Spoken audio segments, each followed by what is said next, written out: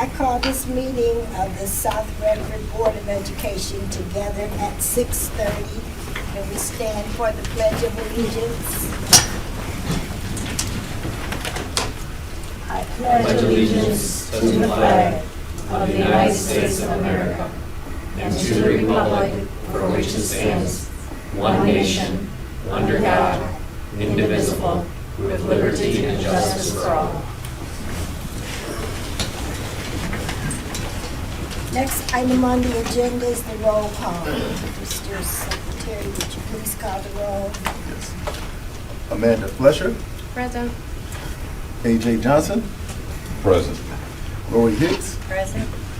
Cheryl Fletcher, Present. Misha Early, Present. Daniel Winston, present, and last but not least, Shirley Tolliver. Present.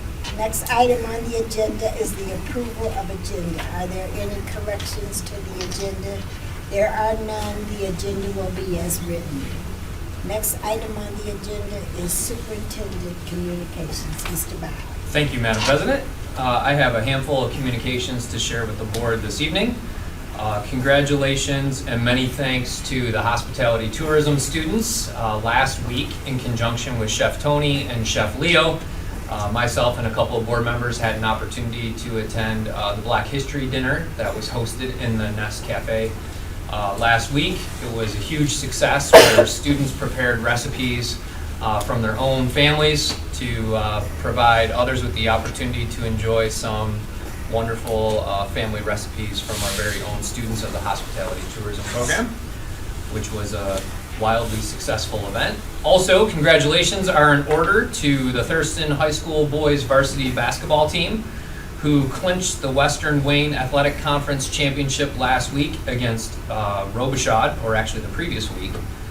And congratulations are in order to our student athletes of the boys varsity basketball program, as well as to Coach Alley and the other coaches within the program for a very successful first season together with Coach Alley and winning the Western Wayne Athletic Conference championship. So, and please feel free to come out and cheer the boys on as we enter playoff hoops later this week, if that's of interest to you. And then also congratulations are in order to student athlete Mr. Daniel Winston III for being the very first player in Thurston High School history to score over 1,000 points.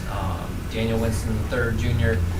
Did that last week against Roseville, and it was pretty impressive to see the amount of Thurston families that were there for that milestone event, as well as some press coverage. Pretty special evening.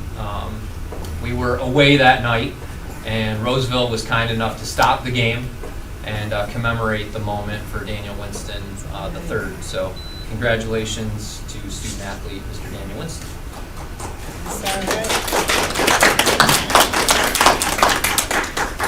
Also would like to celebrate the many outstanding community contributions of our very own social worker, Miss Margaret Lincoln, as well as Cindy Doyle of the Redford Goodfellows. Together, over the course of the past 7 years, both Cindy Doyle as well as Margaret Lincoln have partnered together to ensure that no family in Redford Township goes without a Christmas. And so over the course of the past 7 holiday seasons, thanks to Margaret's efforts as well as Cindy Doyle's efforts, underneath the umbrella of the Redford Goodfellows, over 65 families in Redford Township have received a Christmas thanks to their efforts. And so Margaret is here this evening, and wanted to publicly thank her as well as Cindy Doyle and the Redford Goodfellows for all of their outstanding efforts to support our most vulnerable families during the holiday season. So hats off to Margaret and Cindy, and certainly, Madam President, if it's okay, if there's anything that Margaret would wish to share with the board, that we would provide her with the opportunity to do so, and thanking her for all of her efforts over these I enjoy several doing seasons. this and helping our families, and we actually, I added up numbers again, it's been over 100. You know. Wow. No, I said 65, I said Wow. 50, so I added it all up, so yeah, we've really helped a lot of families. It's remarkable. Really need a lot of our homeless. Thank you so much Thank for doing that. Thank you for being here tonight, Margaret, so that we can celebrate you. And if you'd be so kind to pass it along to Cindy also. So, and that concludes my communications this evening. Madam President, certainly Ms. Lincoln's welcome to continue to join us. However, if she has other plans this evening, we'll leave it up to her discretion unless there's something further that the board may have for Margaret tonight. Thanks again so much. Next item on the agenda is the board communications. Are there any communications from the board? To the chair. Yes. I just want to say I attended the buffet that the kids had at Thurston on Thursday. It was fabulous, some really good things. Amanda and Misha were both there too. And then afterwards, we had our first Sex Education Advisory Committee meeting. And right now, there's only 8. They're going through a rebuilding time, but a great group, some of the best people I've ever had the pleasure of working with, from administrators to teachers, parent volunteers. They've already scheduled their next meeting for April, and they were welcoming to me as a board member, and was glad to see the board getting back involved in the committee work, because it had been a while since a board member had participated. So I just wanted to report that out. Any other board communications? I just want to remind the board to, the one word that Scott Morrell told us to think about. I want you guys to get that together, because we will be getting Scott in the near future. Any other board communications? Next item on the agenda is comments from the audience, topics related to the agenda. Are there any? There are none. Next item on the agenda is the consent agenda. Do I have a board member willing to adopt the consent agenda? Madam President, Yes. move the adoption of the following resolution. Do I have a support? Support. It's been moved by Mrs. Early and supported by Mr. Johnson. All in favor? Aye. Any nays? Resolution adopted. Next item on the agenda is SREA, SROPA, SRF reports. Are there any? Mrs. Ivy?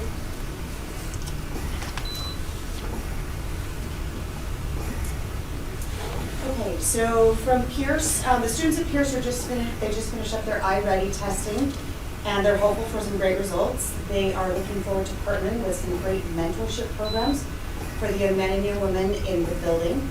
Hopefully they'll be able to get this set up and running by the first week of March. The Pierce wrestling team is gearing up for a tournament, and the cheer team is heading to a competition too, so those athletes are very excited about that. The clerical staff at Pierce just completed the CPR training, and they're ready to spring into action if needed. We hope that's not needed.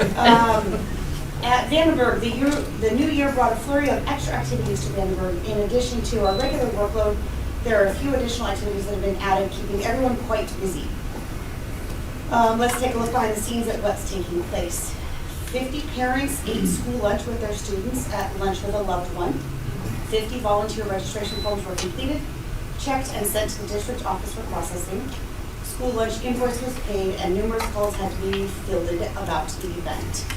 12 boys were inducted into the Gentlemen's Club. Volunteer registrations were sent for processing for the mentors. PBIS supplies had to be approved, ordered, and delivered for club meetings. Black History Night on the 27th. Black History shirt orders were made through the school pay for the building. The shirt order was placed. The school's internal account was reconciled. Volunteer registrations were processed for the presenters. Supplies were ordered for the student presentations. They are also gearing up for 5th grade camp in March.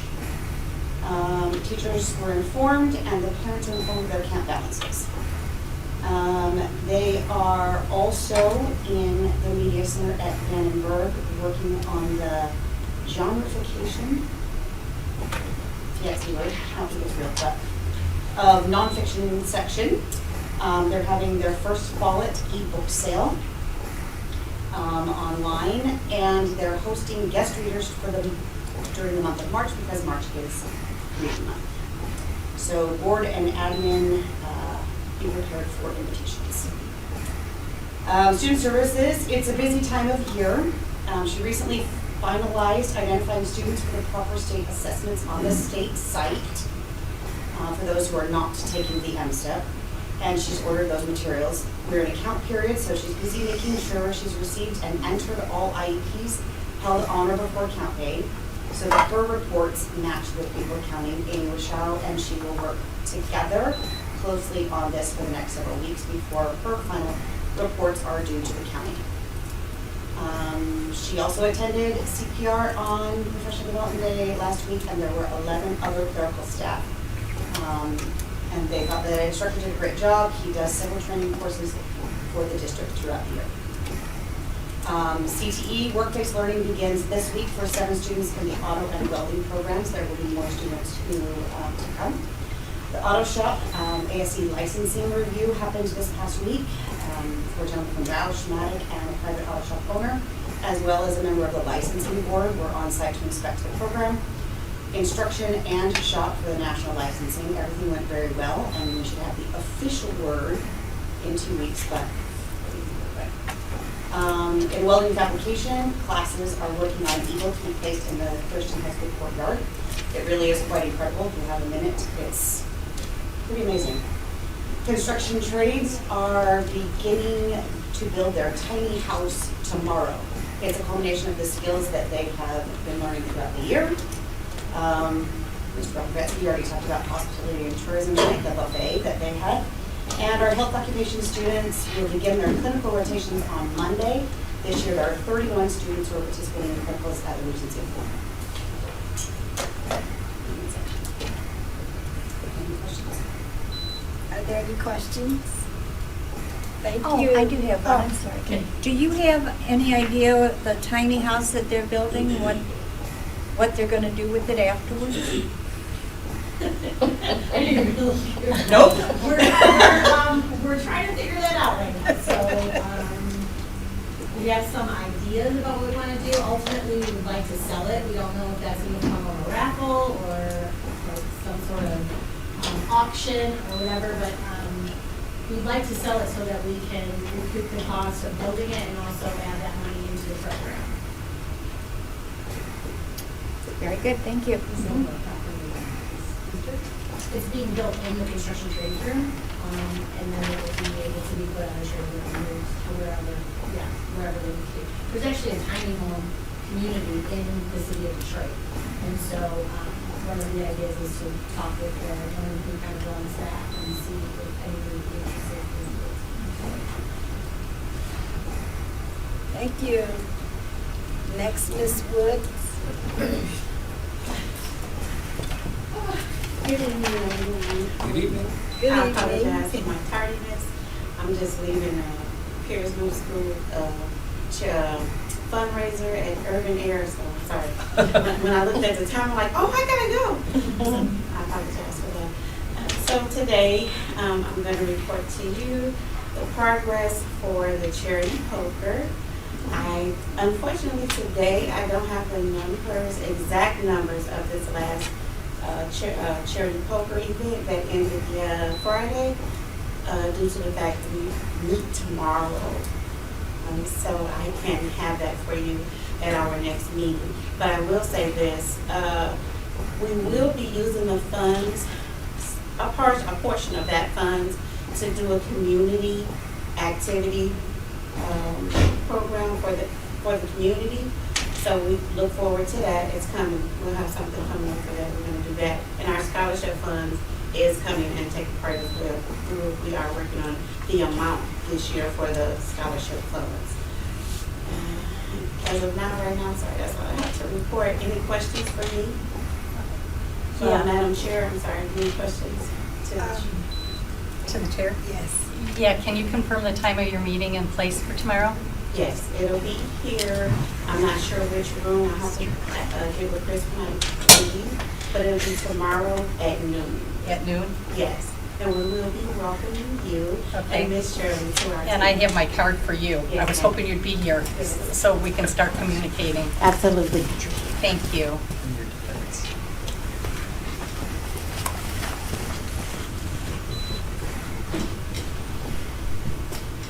Any other questions? Thank you.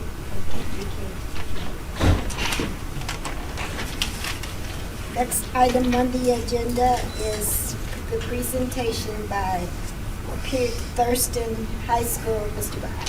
Thank you, Madam President. At this time, I would like to turn it over to Principal Rudy, as well as other Thurston staff and possibly students as well, to share with the board this evening their presentation.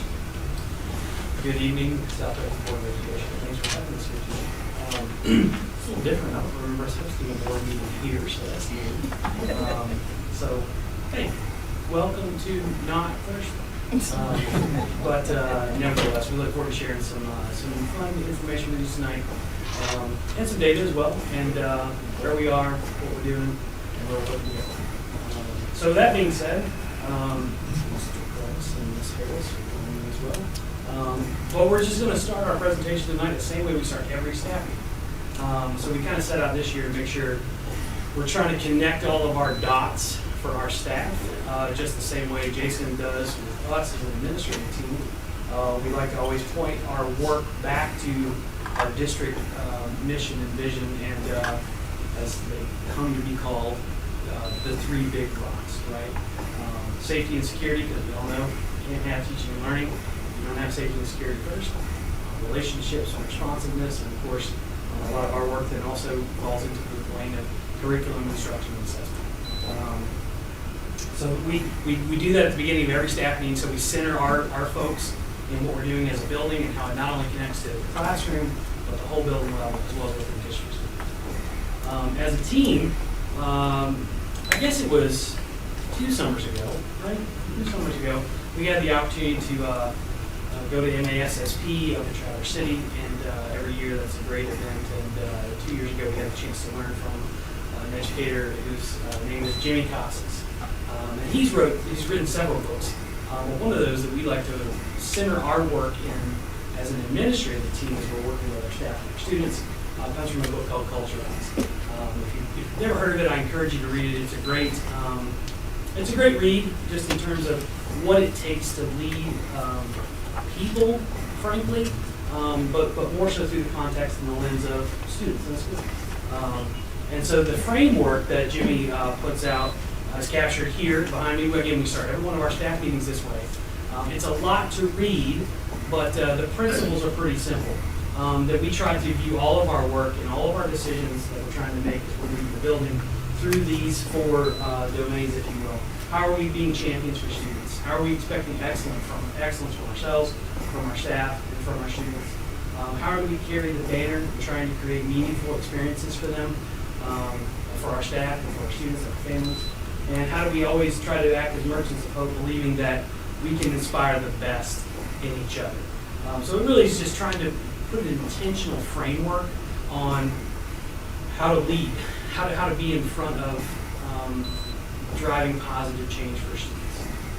So I just wanted to share that with you all tonight. If you want to talk more about it, certainly I'd be happy to delve into that with you. And again, encourage you to read any works by Jimmy Casas. He also has a great podcast called The Interview Chair, which is a great look at reminding us all what we all hoped would be the best of us and what we could do to enact change with students when we sat in the interview chair for the first time, right? Because who you are in that moment is really oftentimes the best of yourself and what you hope to achieve in this work. So if you want to delve into that more, I encourage you to take a look at that and have me talk to you about it more later. With that being said, I want to turn it over to my esteemed colleagues who are just one heck of a team. I don't know how we could do anything that we do without each other. We depend on each other. We appreciate your support. And I look forward to turning it over to Beth and Mills to talk a little bit about some of the great things that are going on at Thurston. I'm just getting my pictures going. Hang on 1 second.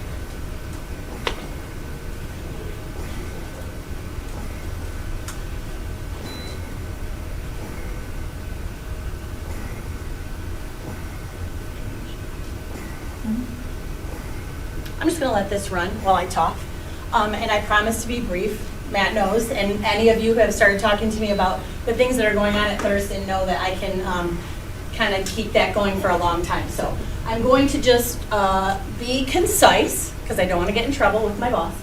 And and I want, I want to invite you, if any of you want to ask more questions, or if you want to know all the nitty gritty about what's really going on over at Thurston, especially as it pertains to our CTE programming, or our career and technical education programming, I would be happy to have brunch with you at the Nest on Tuesday, Thursday, or Friday. So just give me a call and we can sit down and chat. We've been talking a lot at Thurston about ways to bring more opportunities to our students. And we've really been focused on giving kids a reason to be at school and having them want to be there. And also trying to give them some more focus so that they understand why it is they're taking the classes that they're taking. And the goal for us is to have all of our students graduate with either a 4-year plan, because that's what they need in order to take the path that they want to go.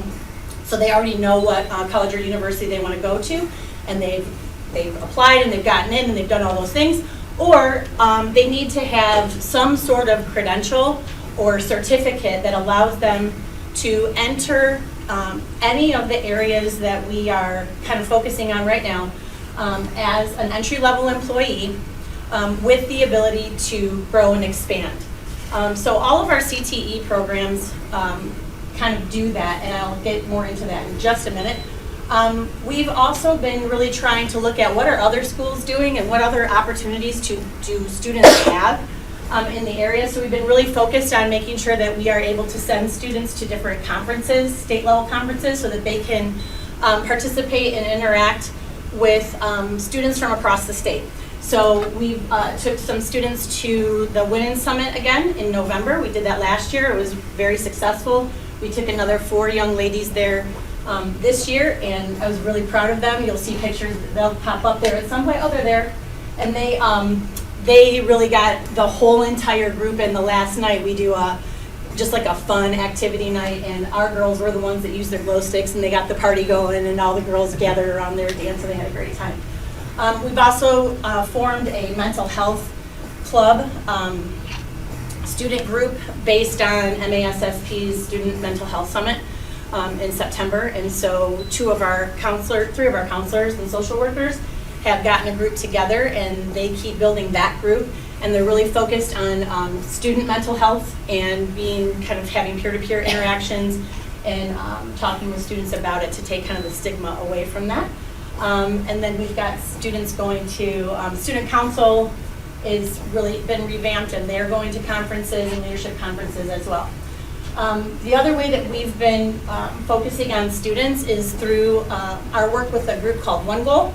And One Goal started working with us this year, and we are working, I have some communications with Ms. Woods and also with the Alumni Association, and really focusing on our systems for supporting students all through high school so that they do have that focus, but then also maintaining that support with them once they leave.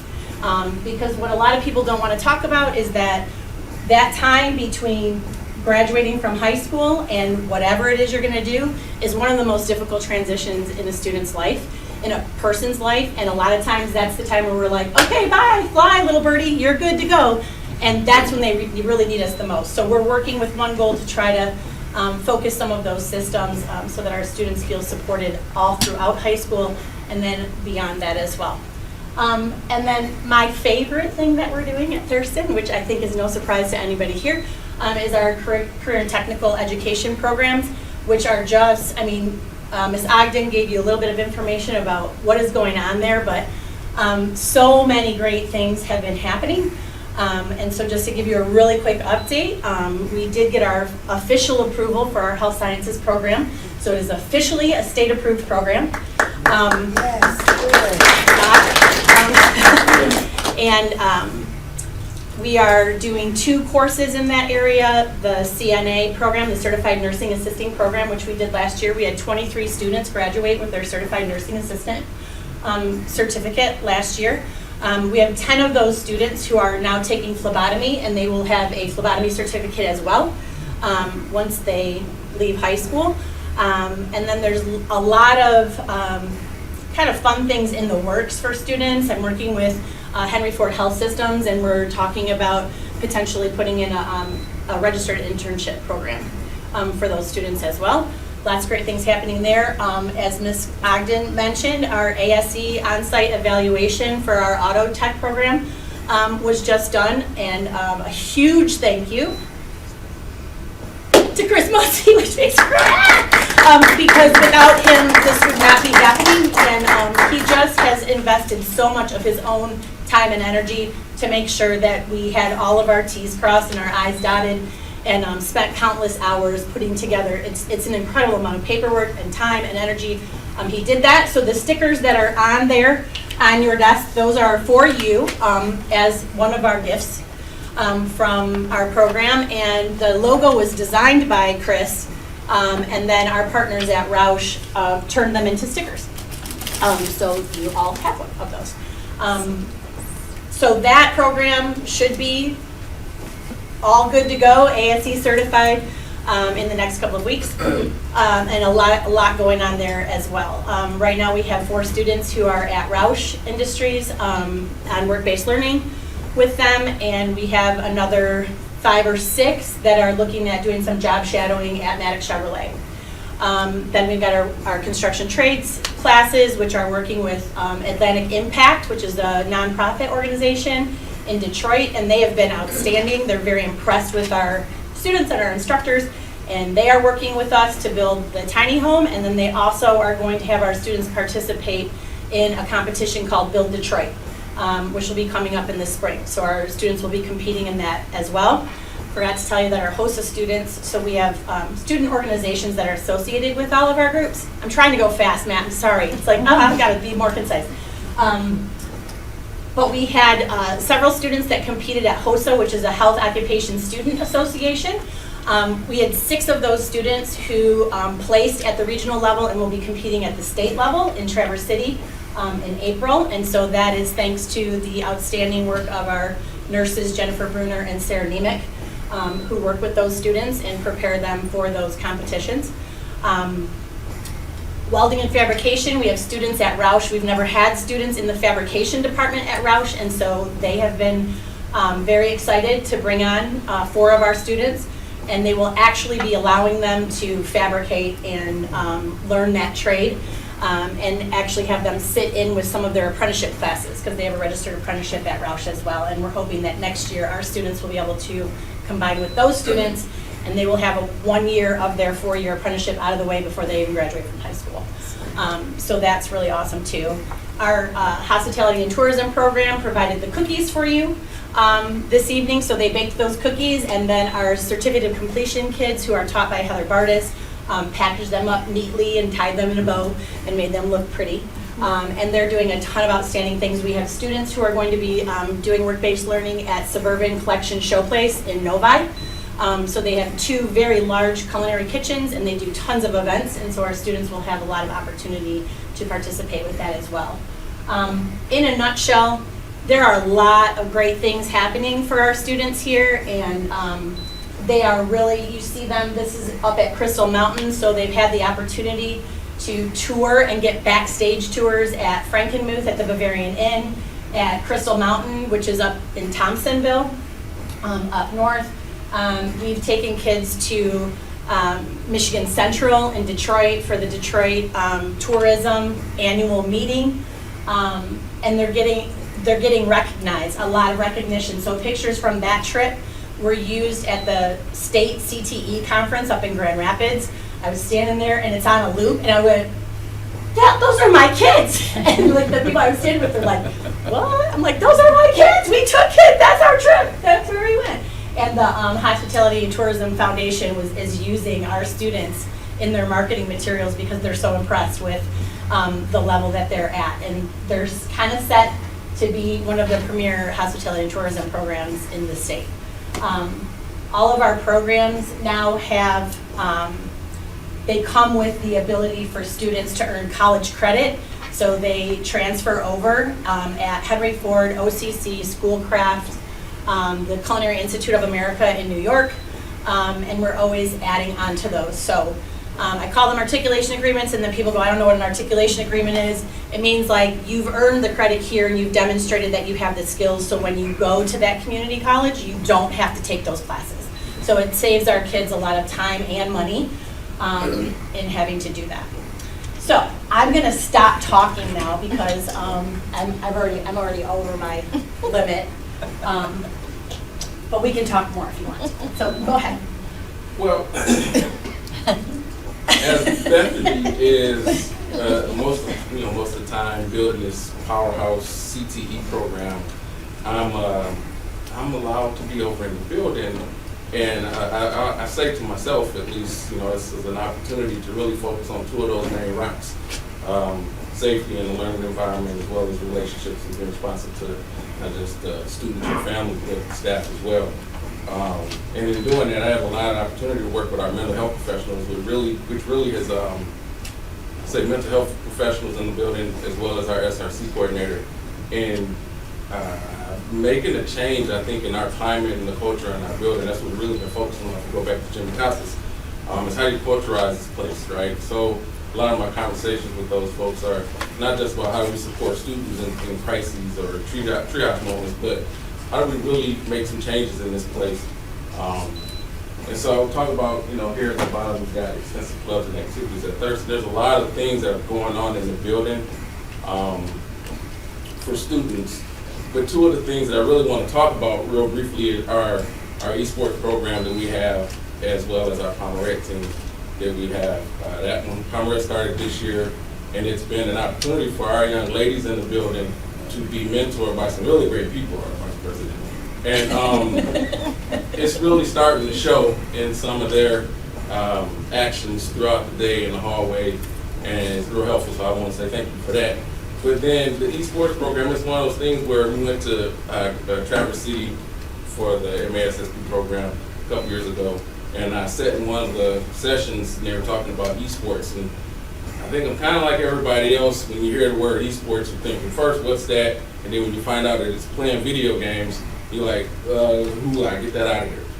But when we sat down and they talked about the amount of exposure and attention that esports gets in comparison to, say, the Super Bowl, it has double, triple, and quadruple the viewership as some Super Bowls that we've seen. Then talk about the amount of money that's out there for esports, and it's an opportunity. So colleges have esports teams, and you got kids that are in college for playing video games. College coaches are recruiting esports kids to come to their college, and there's millions and millions of dollars now for these kids to go off to college. I think we got a kid this year who's supposed to be going to Madonna. I'll have to fact check that, but there's a kid that's already got a scholarship to go off to college for esports for Thursday. And they just they're winning stuff too. So they won, I forget the name of the games, but they placed in one of the games last year at the end of the season, and then this past first season, the fall season, they placed again in one of the games that they played.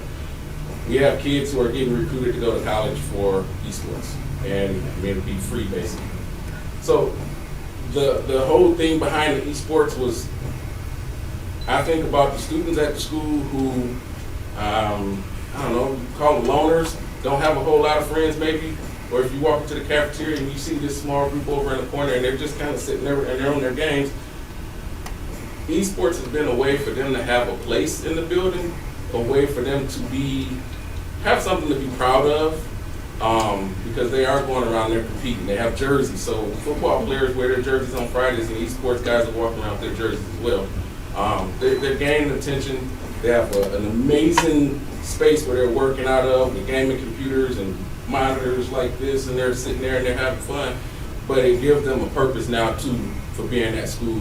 Because nobody, and I say this all the time to parents, nobody wakes up in the morning and say, dang, I can't wait to go take that algebra test from Mr. Roby's class. They're thinking about the activities that they are a part of after school.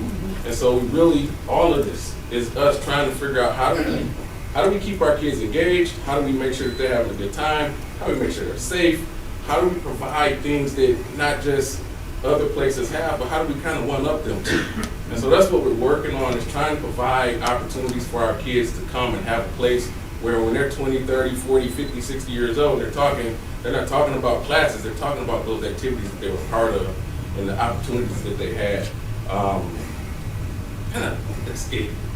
We are over, and we both start talking, even though I practice in philosophy of say less, I tend to say more sometimes. So, at the end of the day, we're trying to look at this thing from 30,000 feet in the sky and say, what do we want to have for our kids when they walk out the door? That's it. Okay, you can go wallowing with all the data. Yeah, the data. So they get the icing, right? I get the. So yeah, I think you have copies of this too.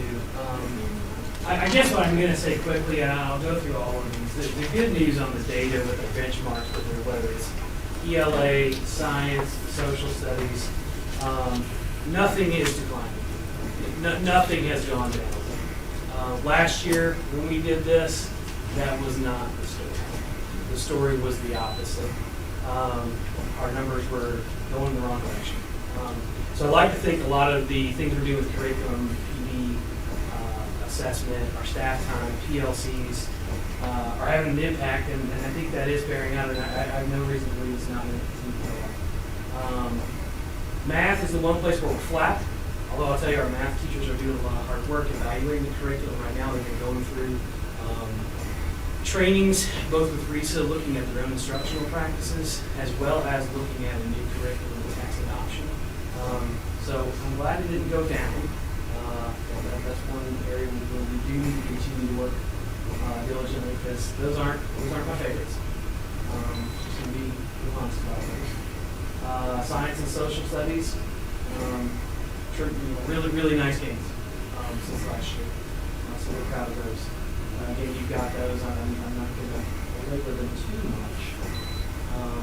We get to our what does the data say, right? So as I said, the ELA proficiency increase in all grades, 9, 10, and 11. So that's wonderful. We're getting back to kind of how things felt and looked prior to what the shutdown brought all us. SAT math proficiency was maintained. It was not a decrease in 10 or 11. Our science and social studies proficiency scores have also increased. And one piece that's not there, but I do want to kind of draw your attention to, and if you like a hard date on this, I'm happy to get it for you. I think it bears pointing out that this past year, the SAT went completely online for the entire state. Everybody had to take it, in a digital format on a Chromebook. Previously, it's always been a paper pencil test. So last year, our numbers, our averages, our proficiency scores on the SAT increased, while the average numbers across the state averages decreased. I think that has to do a lot with the intentionality that we placed on the importance of the performance on that assessment last year. We spent a lot of time working in Khan Academy, having our students practice those things and getting ready for the game, if you will.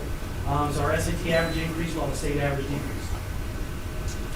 Certainly that means we're still not done, so what do we need to work on this year? These are some things that we put into place. We know that we need systemic intervention processes. Beth mentioned some of those systems earlier. We're really focused on tying back to our MyKIP strategies and things that came out of our state audit in the spring, looking at really need to improve our multi-tiered systems of support across academics, attendance, and our behavioral systems. We know that we need to prioritize academic rigor based upon those scores. We still need to maintain a focus on the SAT. And one other thing I'm throwing in there is we need students in school, right? Whether that's because of their attendance or behavioral issues, we've got to prioritize students being in school. So what have we been doing? This year we established a role in the building of an MTSS coordinator. MTSS means multi-tiered systems of support. Said just plainly, what that means is making sure that things aren't happening anecdotally, like one-offs here and one-offs there, but how are we putting interventions in place to support our systems, to support students, and how do we make sure that they're operating with fidelity? We're tracking a lot of data in that regard with academics, attendance, and behavior, and walking the staff also through that work. It's not our work, administration, it's everyone's work, and that's a big piece of what the philosophy and the approach we've taken this year is that it's not something we're doing to staff or to students, but we're doing it with each other so that everybody's invested in kind of that whole, I guess you'd call it that, the rising tide lifts all boats kind of philosophy. So we've got a coordinator in that position. We have also been working as we're trying to prioritize academic rigor. Starting early in the fall, every one of our teachers in every subject area, in every content area and in every subject have spent time making sure that all of their assessments, both pre-assessments and final assessments for semesters, are completely aligned. They've gone through a rigorous process with our instructional coach, as well as our data coordinator, Ms. Nagelhout and Ms. Macklin, to make sure that those assessments are all in the DNA system. They're all aligned at high depth of knowledge standards and all connected directly to our state standards that we're expected to show those achievement things on. That's something that, if I'm honest, got a little out of focus during the last couple of years, but I'm happy to report that we returned back to that being a really solid system that operates with fidelity. So that's going on. It's happened across all core areas right now, and they're working in electives this semester. So by the end of the year, everybody should be in a good spot with that.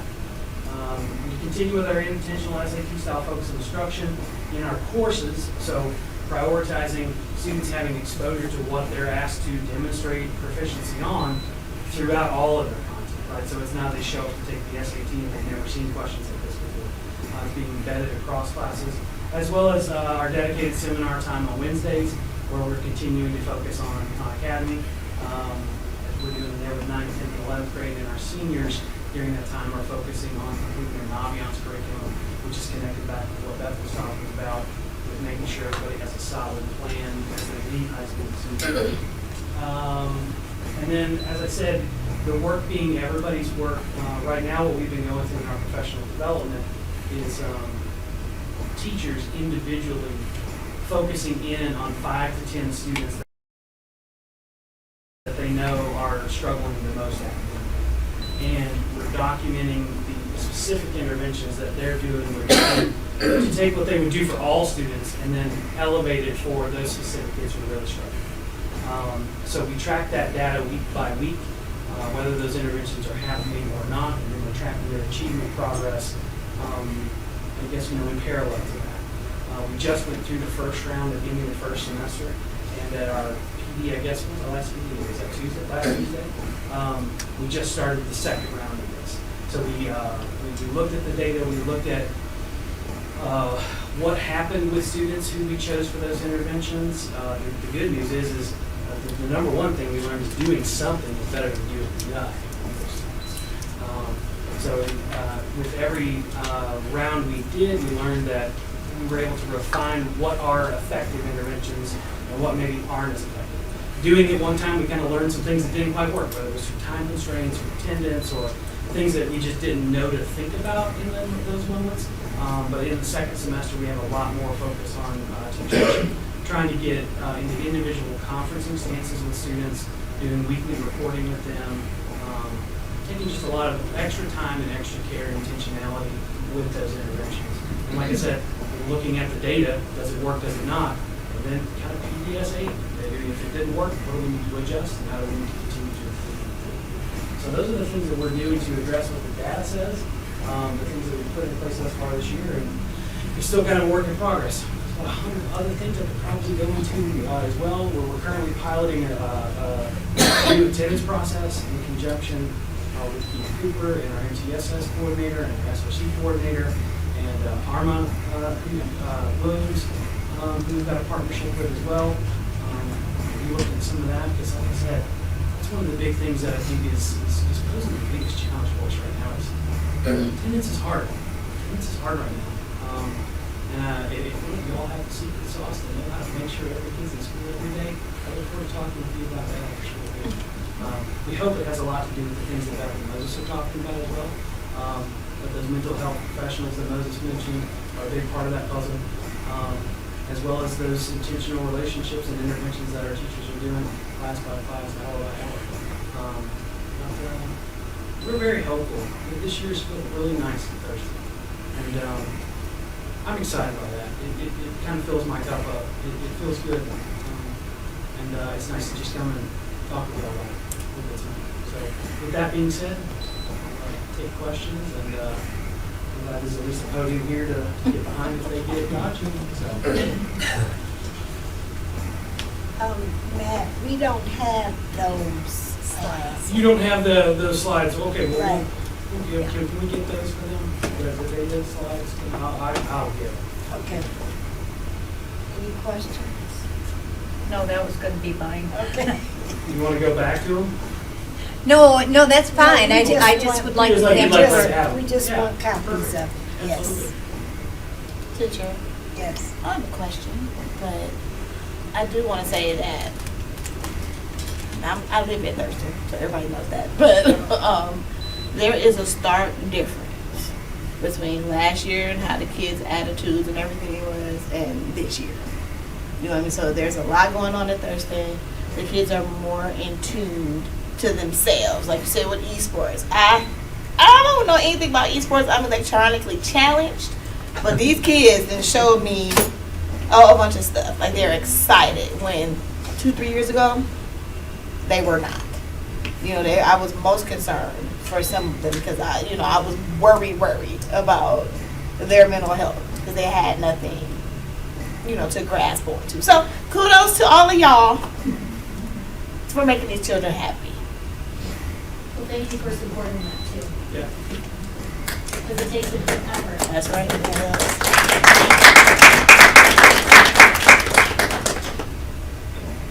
Any other questions? Thank you so much. And continue that journey, because Yeah. I like hearing that. It's never finished. I'll tell you that. You're right. Thank you for your support. Thank you.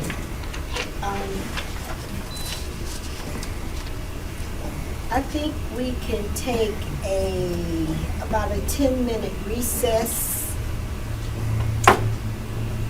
And there are refreshments in the cafe.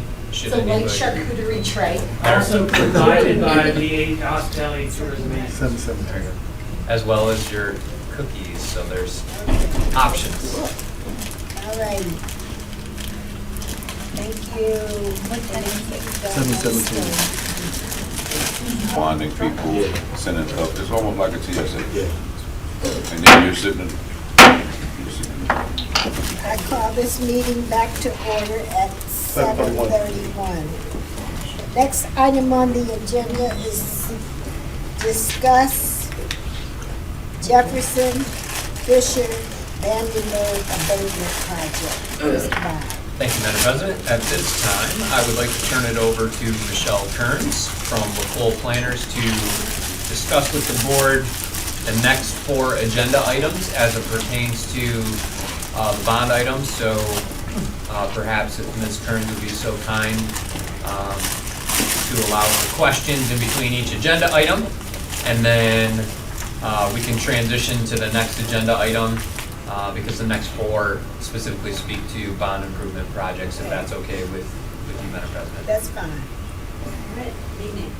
Good evening. The first one I'm bringing forward tonight is, the scope of work is the abatement for Jefferson and Vandenberg, and then also the removal of the gym floor at Fisher. And that was done as kind of an add-on project, once we determined we had to replace that floor.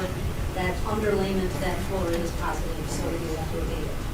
So we got good coverage, we had 9 bids for this package, which is excellent coverage, and very comfortable with Midwest Environmental. They've done work before with Environmental, our abatement consultant, if you will, and then also environmental maintenance engineers. They're in the district now.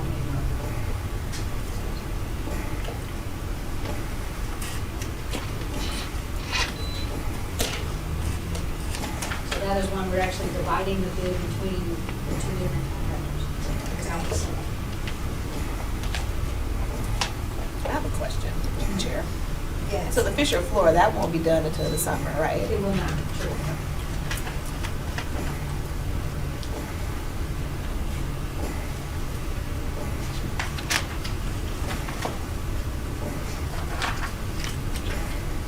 Can you remind me again what happened to the Fisher floor? Well, we're not exactly positive yet. So we put our insurance company on notice when it started to hump up. And they came out and they looked, and at that time, they could not determine a cause. So they are kind of on notice. They're gonna come back after the demolition is done to see if we can determine a cause for why that floor pumped up like that. But it definitely has moisture in it. We know that. We just don't know the source of the moisture yet. Any other questions? I've seen it. I've seen the floor. Me too. And it's, okay.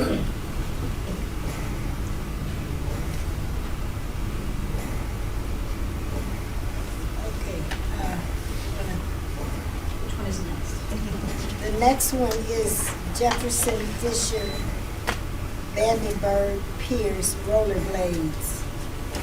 Roller shades project. I was gonna say, is that a new course? Going along with the work that TMP is doing at all of these buildings, we're going to remove and replace all the window shade, the existing vertical blinds, and replace them all with roller shades. And then this is also buying the new roller shades in the new areas at Jefferson and Vandenberg. In addition, there's a couple of windows that were missed at Fisher, so we're picking up those as part of this bid. And then also there was a desire to have a shade between the cafe and the store over at Innovation. So that's also included in this. So we got 3 bidders for that. This is the same bidder that actually did the Shook roller shades for Ellens, so we're very comfortable with DCE as well.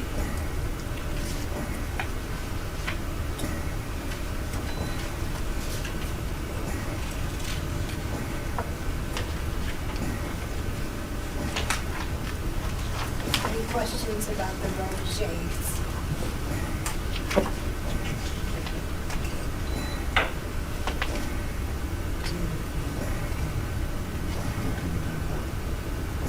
We talked about the gym.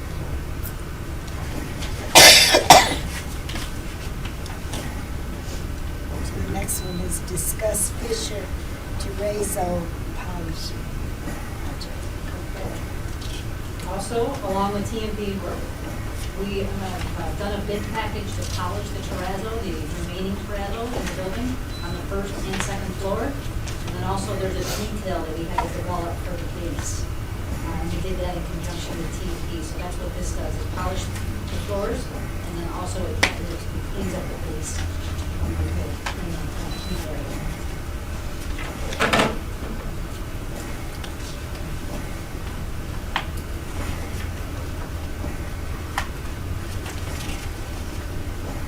So, I'm sorry, we have 4 bidders for that package, and the low bidder with Diamond Shine.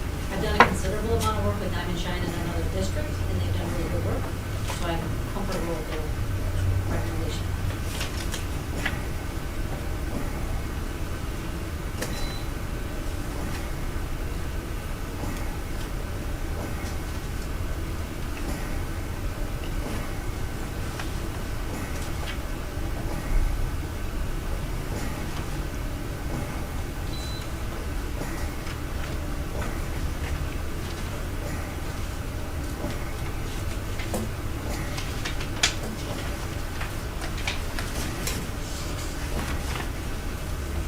Is there any questions about the polishing?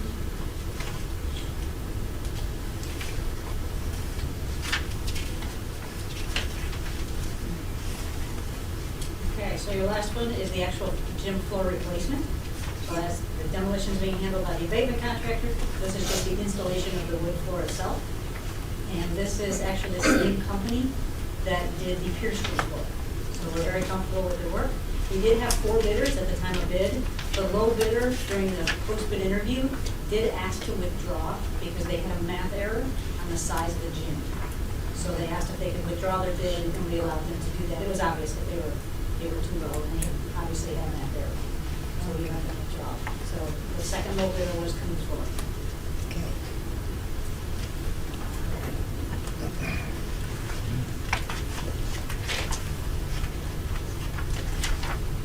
Are there any questions about the gym floor? for Fisher?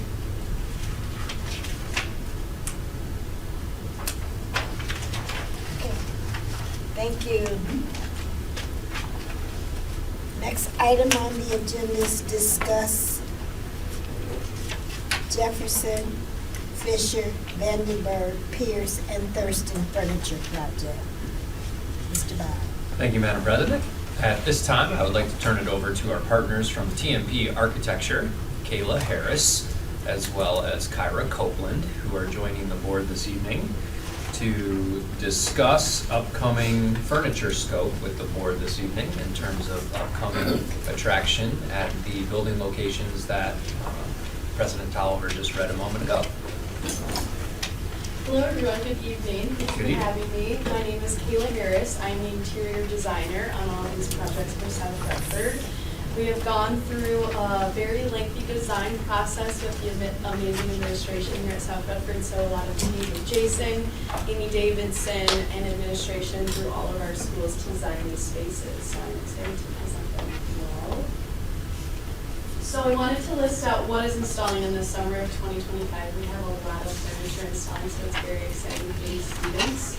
We have Fisher Phase 3 and Phase 4, and you'll see it in an upcoming phasing plan what those spaces are. We have Jefferson Elementary School, Vandenberg Elementary School. We have Pierce Middle School Phase 2. We had about half of the school installed last summer, and that was a lot of our specialty spaces. And then we have Thurston High School Phase 1, so that would be a lot of our general classrooms. Just a little bit of an agenda. We'll go through our elementary furniture first. We'll jump into general classrooms, specialty spaces, our itinerant staff, our special education spaces. And then we'll hop into secondary for Pierce and Thurston. Those were designed together. And we'll jump into those general classrooms, special education spaces, and then Pierce specialty spaces. That's in this current phase. So elementary furniture. For Fisher, that phasing comes into play here, so it's color-coded to show what was installed when and what is to come. So for this summer, we have Phase 3, which is our yellow, installing in July. We have Phase 4, installing in August of this year. And then Phase 5, which is our library learning commons suite, in November of 25. And that's due to phasing from our construction management partners. Our second floor, we have our Phase 4, and then we have our Phase 1, you can see, and that's what installed last fall, and so students have been living in that space and using that furniture already. The Jefferson usage plan, this is from Megan, the principal at Jefferson. This is just to show the usage of each space, and then same with Vandenberg from usage as well. And that is how we are installing our furniture for students. Elementary general classrooms. We have our pre-K classrooms. And before I jump into elementary, you can remember 2 years ago we presented Adams classroom furniture. That was our first elementary furniture installation. And so that process was decided through a furniture fair. And so through that process, we had samples delivered to the classroom, and students and staff from all schools were able to come interact with that furniture, let us know their thoughts, and fill out a survey. So that is how we decided these standards that have been carried throughout all elementary schools. So we've had Adams install already, and we've had some furniture at Fisher installed. So pre-K classrooms, and this is following GSRP requirements. We've been working closely with Amy to make sure that all of our pre-K classrooms will follow those requirements. We will be utilizing existing chairs where we can. You all have great chairs that are in great shape, so those will be existing in a lot of spaces. Kindergarten through first grade, jump right to the photos. This is an exact match for what was installed at Adams. We did make some tweaks that I'll point out, just hearing feedback of how people have lived with the furniture at Adams and what was working, what wasn't. So I'll make sure to hit on that. We have group tables that fit 5 students. These can be pulled and pushed apart however wanted to make a flexible space for our students. And then we have 2 sushi tables, so making sure that our students have different postures that they can sit in. We have a guided instruction area for our staff and students to interact. This is a writable surface, so math problems can be written on there and wiped away as needed. We also have provided storage in the form of satellite storage. So students can go to each different storage area and it doesn't link and cluster as students are going to grab and manipulate as needed. Second grade and third grade, this is where you see a switch from what was installed at Adams. We had such great feedback from our standing height tables, so that's our number 3 here. Students love that so much even at the second grade level, so we decided to bring that at second grade and third grade and carry that throughout. And so sushi tables are not within this space. And then fourth and fifth grade is the same thing, we just removed our lap desks that students could interact with floor seating. So that's our general classrooms for elementary. Elementary specialty spaces. All of these spaces were designed continuously throughout, and so you will see that the Adams Art Classroom looks just like the Jefferson Art Classroom and so on. So our art classroom, these tables are special for art classrooms. They have a sprayed on edge so that if any water gets in there, it will protect the laminate and then design wraps. Our music classroom, you'll also see all of our staff stations, all of our teacher stations are continuous throughout too. And that is a deconstructed teacher desk, so that if the teacher doesn't end up needing that space, it could be deconstructed and given back to the students as a table or anything storage needs there. Music classrooms with stools that have varying foot bar heights for our kindergarten through fifth grade students. We have a lot of different sizes there, so we can ensure that that's accessible to all. Risers and storage. The STEAM classroom. So we have a teacher in the lectern. We have flip and nest group tables. So that means that these tables can flip and they can be pushed off to the side for these STEAM rooms. So if the floor space is needed, that can be used for any hands-on learning for these students. We have the same stools here to be accessible and use storage. We'll be providing new cafeteria furniture, new tables in our existing cafeterias. At Jefferson and Vandenberg, we were able to hit our needed student count with all circle tables. That promotes collaboration and just building relationships for our students within the cafeteria, so that would be great. And then we have the recommendation of 4 of these seats to be ADA accessible, so that if the student's in a wheelchair or needs any other accessibility needs, that there is a stool missing on those, and there is a chair provided if needed, or that chair can be pulled away to do so. Those tables are accessible for students. Elementary itinerant spaces. These were all designed in meetings with the specific itinerant staff. So these were very curated to the needs of each staff member. Intervention classroom, guided instruction. They asked for individual desks that could be put in different group configurations. Those can be push and pulled however needed to form different configurations. And then we have mobile whiteboards to separate space acoustically and visibly too. Gym office and storage in our new gym additions at Jefferson and Vandenberg. You're receiving a new gym office, so that's our standard staff configuration, and then new storage within our new gym storage room. So lots of storage for our gym staff. Speech and language, again, all designed with the staff in these meetings specifically. Guided instruction, new storage, a lateral file storage for any locking needs for any proprietary items in there. Social work, we have our guided instruction, we have a sushi table, we have a rocking chair for some upholstered elements, different postures, different ways of seating for anyone that needs to maybe to regulate in this room as well. And then some book and file storage that's lockable. This is specifically at Jefferson. They have their coaching office within their book room for space. So I wanted to show the adult-led furniture here. They have a guest table and a collaboration conference guest table, and then our same book file storage for locking use. At Jefferson, we have a kids' care classroom. And so this is outfitted like a typical general classroom, but a little bit different with our rocking chairs here. And then we have adult-led chairs for all of our folks that help within the kids' care classroom as well. Vandenberg specifically has a sensory classroom, and so we're providing bean bags, a tactile wall unit, balance boards that come on a set on the wall, floor mats, and then number 3 is sensory soft seating, so it's almost a turf-like material, and that's bleach cleanable as well. So that's for any sensory needs for students that come in that space.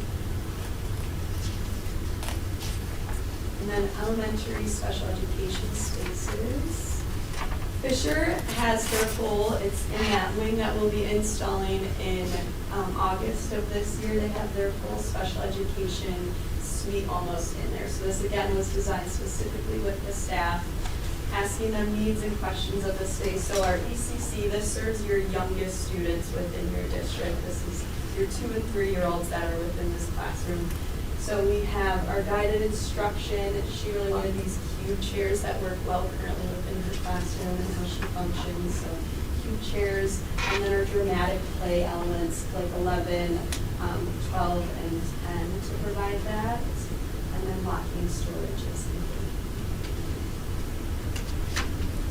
We also have at Fisher a pre-K ASD classroom. So again, designed specifically with that staff member, guided instruction, so dramatic play, lockable file storage.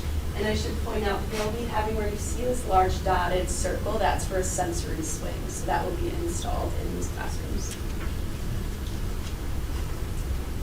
Jefferson, this is their PC special education space. See a lot of the same furniture over and over so that the students know how to interact and the certain attributes of them.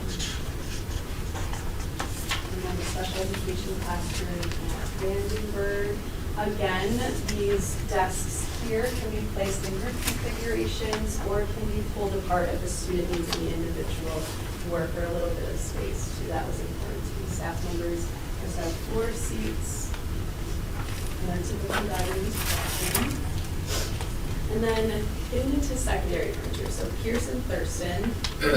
Like I said, Pearson Thurston were designed, their general classrooms were designed together. And so that process started very large. We kind of started pie in the sky.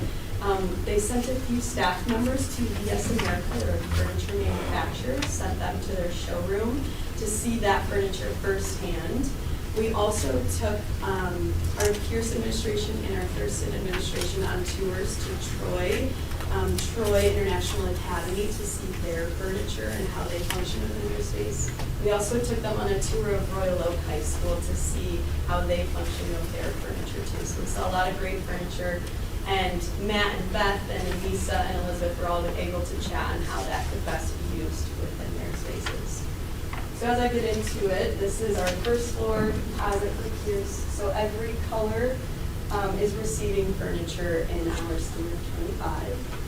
This is our second floor. So we're touching general classrooms, science classrooms, a STEAM classroom, special education classroom, an art classroom, and an esports has been in the works too. And then at Thurston, we have our first floor composite. This is what is being installed within 25, and then everything else will be in phase 2. So in next summer, we'll be having the same conversation next year. So we have this wing here receiving general classroom, science classroom furniture, and then that same wing on the second floor as well. So general classrooms. When we went to Troy International Academy, all the administration heard that staff got to choose an add-on item into their classrooms, and that really piqued everyone's interest. So that's something that we installed here, and we surveyed all staff members to see which add-on they would like.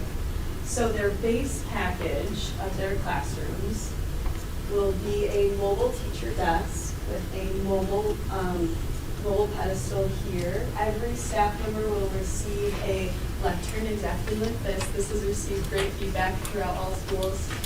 We'll have ours called a thumbprint desk. There's concave and convex shapes. And the layouts that are able to be made with this desk specifically are almost endless. So it creates a lot of flexibility within the classroom. I'll show some layouts in a bit of what that could provide. We're also providing rectangular desks. New storage, since there is no casework or cabinets within these classrooms, it was important to make sure that we provide the right types of storage. So we surveyed staff on what type of manipulatives do you store, how often do you store them, and then we cater our specific storage needs around that survey. And then in the bottom of the classroom in the back, we have standing height tables, 3 of them. Since we heard even at our elementary level that standing height was so preferred. That's our base package, so that is something every general classroom will receive. And then when we were working through this, I wanted to show there's so many alternative layouts with that one package. So they could create Socratic seminars, they could create layouts for testing. That was a really large conversation. So all of this furniture can still be used in a layout for testing. And that creates 26 testing seats when that is needed for a few days of the year. So just another layout there. So students and staff will all have the flexibility to move this furniture as needed. And then those additional items, we called it a menu that we gave to staff, and they got to choose one out of these 3 items. They're all price comparable, so it wasn't like one was more expensive than the other. So we had A, to add some soft seating, so upholstered, all bleach cleanable, all vinyl upholstery, so cleanability was also very important. With a personal table. B was a mobile whiteboard with additional rocking stools.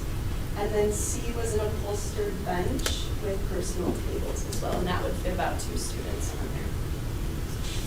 So with that, we then placed all of that furniture within their classrooms. We also showed them how that could be implemented. So option A, we could bring the soft seating to the front, so it's not, at first it was a concern of, oh, the students are gonna sit in the back of the classroom and they're gonna not pay attention when they're in the soft seating. So we could bring the soft seating to the front and that almost be like a wanted area to sit and be engaged. Option B, we have our rocking stools, mobile whiteboard, and then option C, again, bringing that soft seating to the front. Secondary science classrooms. Again, there's some teacher setup. At Pierce, we'll be having phenolic surface. That's just due to the chemical and heat that they use. That's the recommended surface would be phenolic. We have all of these tables at 36 high, so that's our working counter height when they're in science labs. And this means that any science classroom creates flexibility for the future, and that could be used as a chemistry lab. So you're not pulled to where you place the phenolic tables. Any science classroom can function as a lab if needed. We also have some lockable storage there if needed for any chemicals, any key items that need to be locked away, and then some mobile storage when you sites. This provides 32 primary seats for students.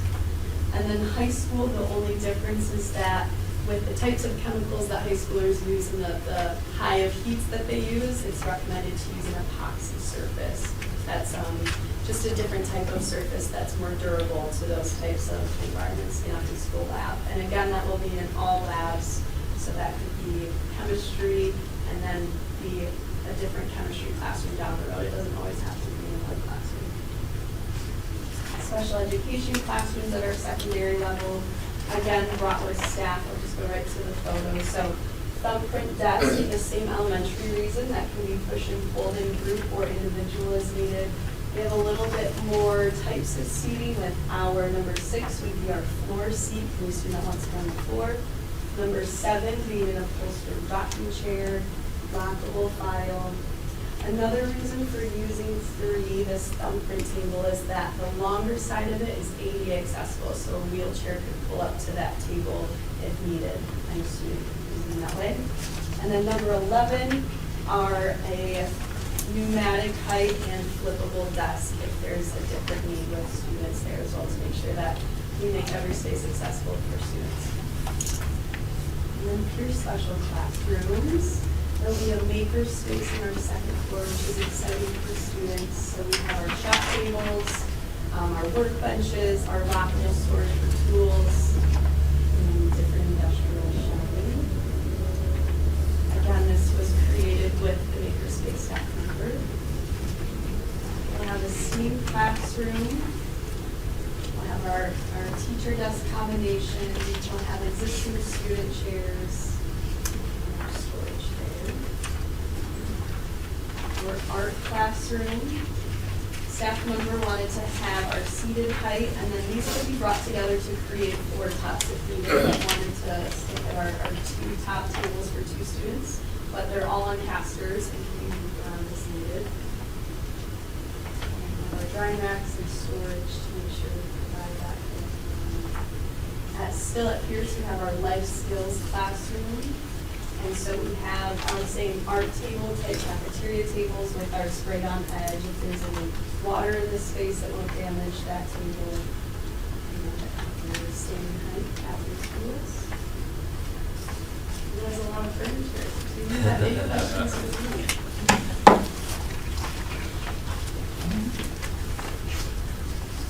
me? Teacher, Yes. I don't know, it's kind of a combination question here. I know at the beginning of the year, we had some concerns about the tables and students not having enough room to function as far as in groups. Did we address that issue, that we won't have that going forward? Especially at the 4th and 5th grade level where the kids are a little bit larger and need more space. They got Chromebooks and then they got, need to write somewhere, and then we're kind of feeling, did we address that? I can go back to that photo as well, if that is helpful.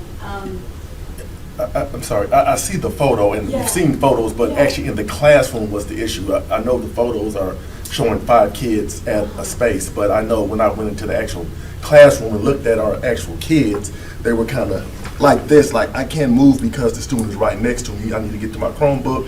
I know that's what they were doing, like I need more space. So just have we addressed that as far as making sure our 4th and 5th grader kids have space to put their Chromebook and then be able to write and that type of thing?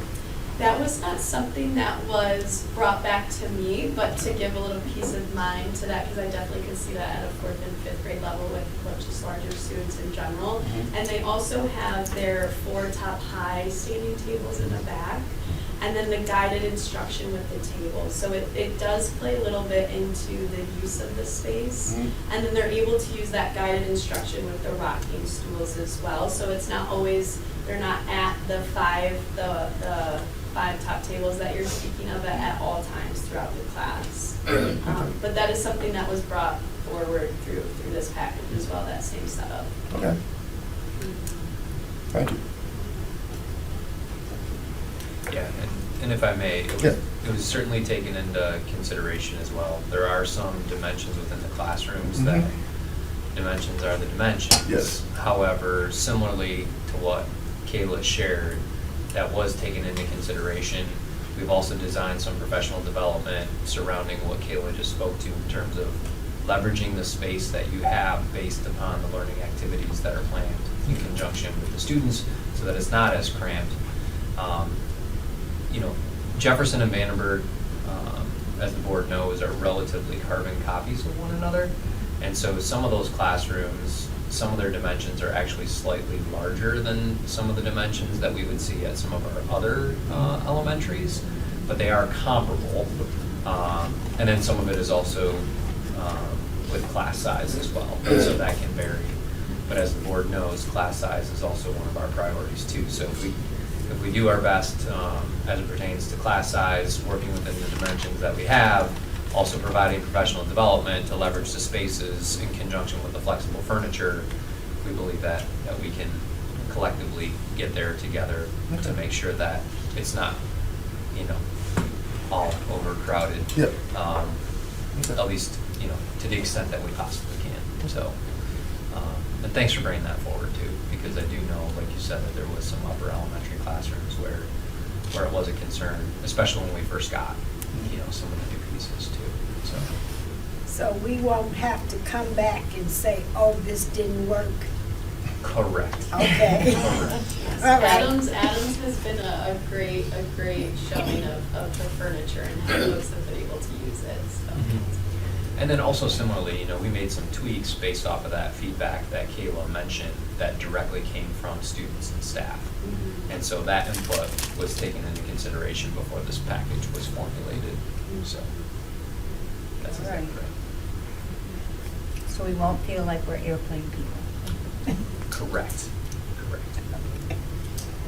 Because typically I end up sitting like between 2 people with these guys. You're bigger than I am, that's all I'm saying. No, I don't.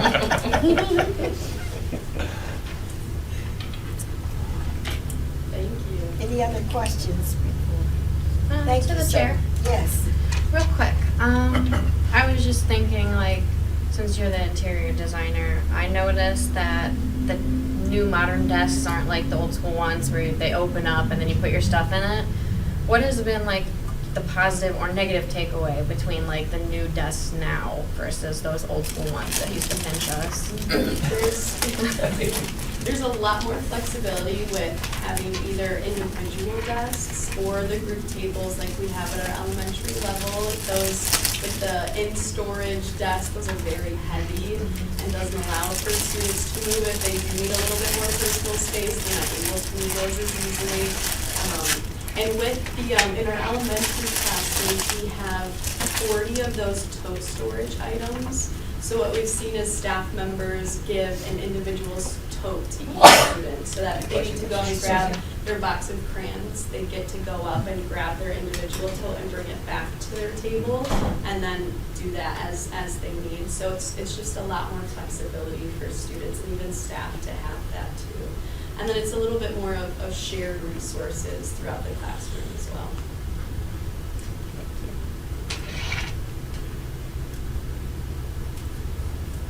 Thank you.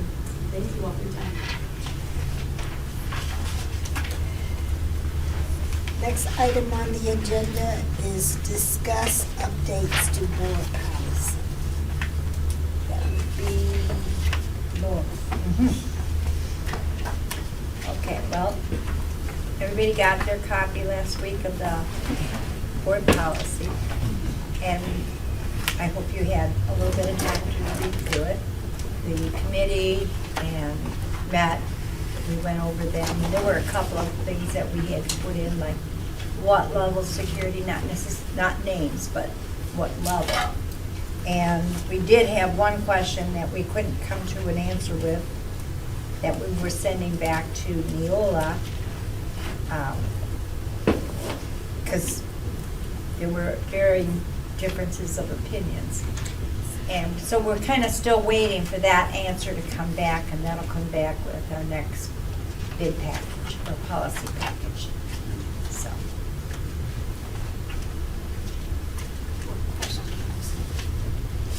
Actually, I don't know.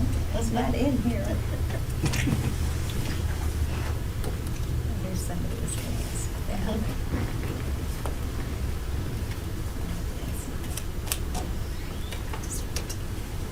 Chris, do you remember off the top of your head what it was?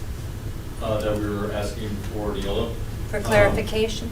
Yeah, it was confirmation on whether school PTOs fell under a certain financial piece on receiving gifts. Right. Or funds that could potentially come in. Right. So it was a question whether the PTO also fell under that category. Yeah. Okay. Thank you, Chris.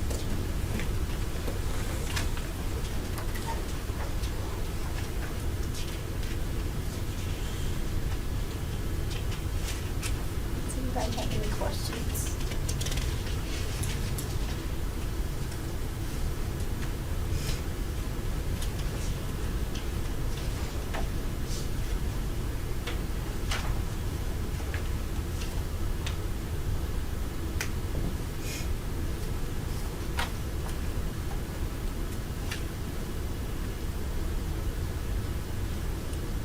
No questions?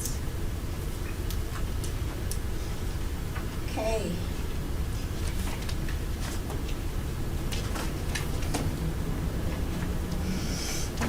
Next item on the agenda, discuss Board of Education Orientation Operations Manual. That would be Amanda. Grab my notes.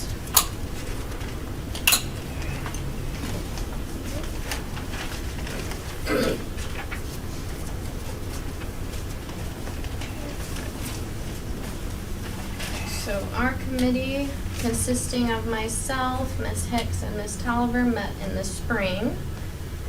And this rough draft went out in October, I believe, for the first time, and then it went out again a couple weeks ago. It looks pretty thick right now, but that's only because it's reflecting changes. Everything that was deleted or added is all in here, so it won't be this big when it's done. We can also look at doing double-sided pages and changing font size and formatting the index too, so it won't look as huge. And then another thing that can be discussed with the new committee is possibly separating the orientation manual from the operation manual, so it would be two separate things. Let's see, the main things we covered, aside from updating the appendix and the index, which the new committee will have to update the last page to reflect that the Innovation Center is now called the Brian Galdis Innovation Center. So that will have to be changed and updated for the new committee. But overall, our main goal was to put all of our resources together into one spot. So it was Robert's Rules of Order, it was our board policies, it was this NSBA book, as well as state and federal laws, and just having them all in one place so that any future board members who have a question, who might not know anything, can just go to this and it will have everything. It was a lot of copy and paste directly from policies and from those resources, and everything is cited too on each page. And then, let me see, there's a couple of, I'm not going to go through page by page, but there were a couple of main spots that I wanted to point out.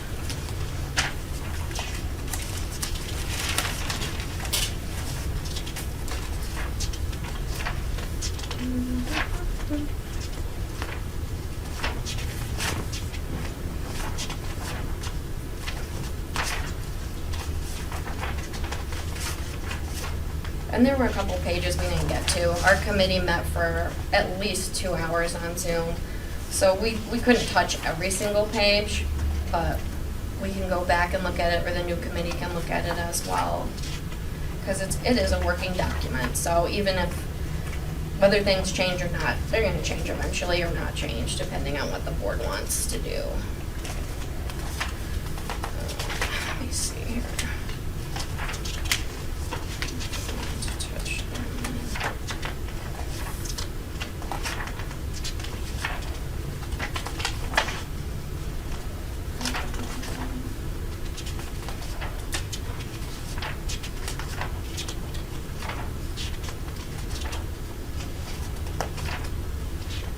And other stuff came from MASB as well. So that's the Michigan Association of School Boards. A lot of stuff comes from them because they're who we get our education from a lot of time. So one of the main things that our committee wanted to do was take out the, I don't know if you would call this a worksheet, about how the board fills a vacancy in the board. It's like almost like a tally sheet. We thought as a committee that this didn't need to be in there, that it could be a separate document, or that when the time comes to fill a board vacancy, and I'm on like page 41 if anybody is wondering where I'm at. So it could be a separate document, or when the time comes to fill a board vacancy, the board could then decide on a new tool, because we weren't sure how outdated this interview rating sheet was, or if anybody would even remember how to use it. So that was something that we are suggesting to get rid of. Another big thing we wanted to do was add descriptions for the committees. Because I know when I was first on the board, there wasn't anything, and I was always asking people, what does this committee do? What does this committee do? Who's on the committee? So that has been expanded a lot to help any new board members who are kind of curious about which committees do what. So that adds a couple pages, but will be real helpful to new people. And then, moving forward, we did insert for now the paragraph that's that talks about Jason's specific contract, which will be edited for any future superintendents or if his changes. But I know when evaluation comes and his contract renewal comes, sometimes we struggle to find it. So we did insert it in there so that everybody has it. And that was just a copy and paste. So you can find that on page 60, and I think it's in one other place as well, just in case anybody needs to review what his current verbiage of his contract is.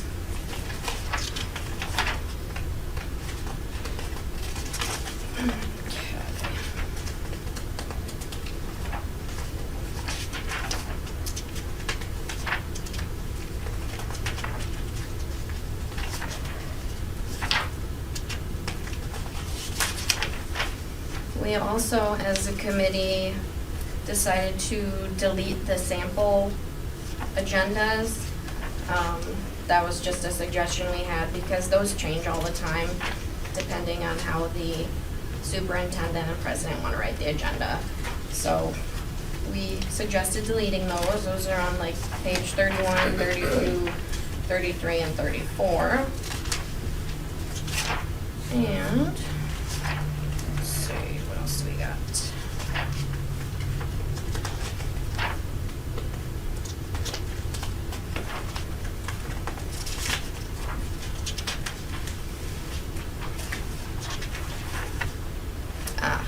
On page 42, if you turn to page 42, this is an important suggestion we were going to make. We talked about inflation and the cost of things going up, especially for the students.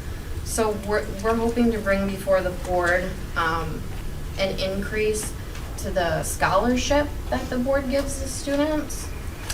It was set at, what was it set at? Well, maybe I'm not on the right page. 50 per board member? It was set at 50. And I think we talked about increasing it to 100 per board member so that the students, whoever gets the scholarship from the board at the end of the year, would have at least $700 because of the cost of school supplies and stuff. So that's something that is kind of wrapped in with this manual, and that would come out of our board individual stipends, the same as it does already. It would just be a little bit more to give the students. Another big thing we added in here was the MASB award levels, so that we can encourage the development of our board members, and any new board members can just flip to that and it can always be updated as well, just like they recently added the specialty certifications this past year. So those are also on there. And then, of course, the conflict of interest part is a copy and paste from our policy. But because it's in our new policy stuff that Lori's committee just talked about, once those changes go into effect, it will also have to be updated in our manual, because we were suggesting just deleting whatever was there before and just copying and pasting right from the policy. There's no reason to have something else written. Oh, here's it. Is this the, yeah, the scholarship's on page 52. So I apologize, I had the wrong page number. But yeah, we are suggesting a $100 contribution instead of $50 to the scholarship fund for a total of $700. But some of our committee even wanted to go higher than that, so that's something the board can talk about too in the future. If we wanted to do like $1,000 total, $1,500, whatever. But so approving that would also approve that scholarship increase. And then the last big addition was putting an appendix of education acronyms, and this can be added to as well, because we hear acronyms all the time and we might not always know what they mean. So that's at the end, as well as definitions of certain stuff. when you're a new board member, you might not know what any of this stuff is. So it's all to help new board members. And that's like several pages of definitions. And I think that is the gist of it.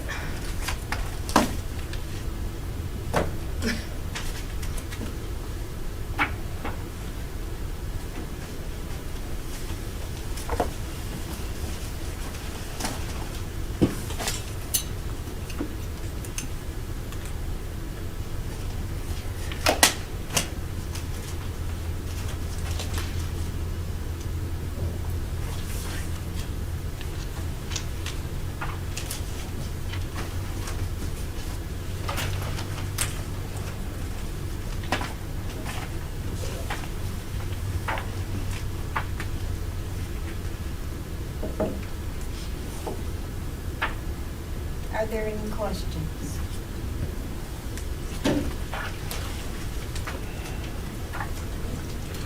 To the chair. Yes. I don't know, it could be a question or a statement or something. This is a lot of information. And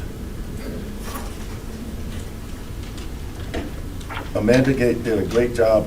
You did a great job of explaining, I want to say 6 pages, maybe 8 pages in 10 to 12 minutes. It's so much in here. Even the lights were going off. Somebody move. I know.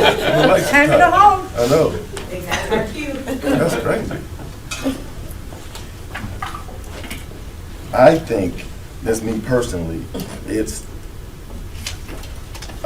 still have stuff that I still have questions about. Like, red usually means new, correct? Red usually means something is new inside of a document. If it has a red line through it, that's us suggesting it be deleted. If it doesn't, then that would be the addition. So red means, because I see some stuff is red and no lines through it, and some stuff is Yeah. red with lines through it, and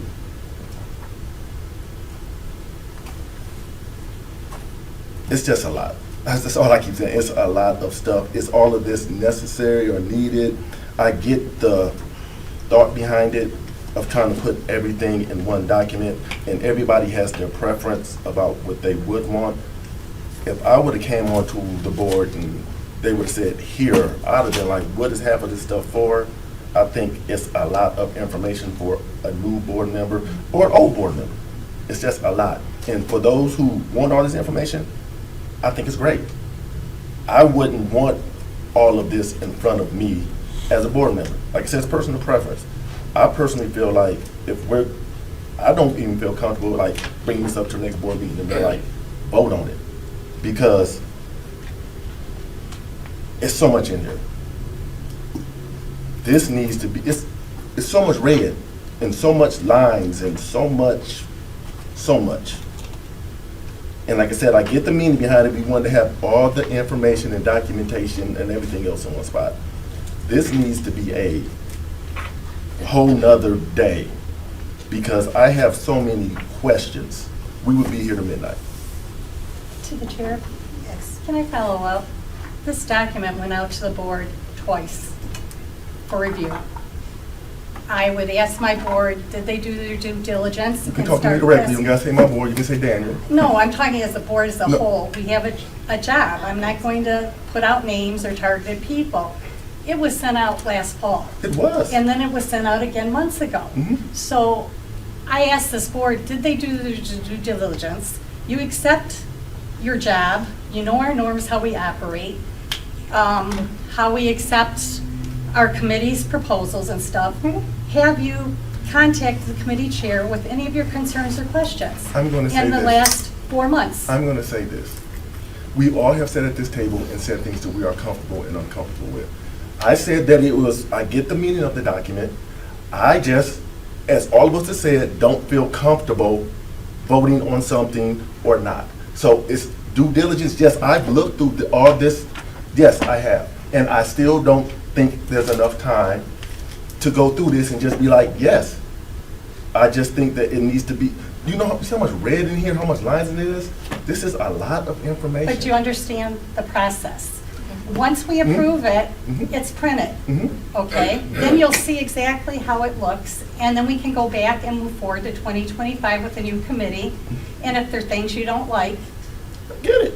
we do it. I get It's a it. continuous, but we are obligated when we accept as a committee and how we operate, there's certain processes we do. Yes. I think it's very, the word respect is tossed around at this board table all the time. I find it personally very disrespectful when committee chairs aren't treated how we normally do our norms. If you had questions and concerns, you Do you could wanna have go voiced there?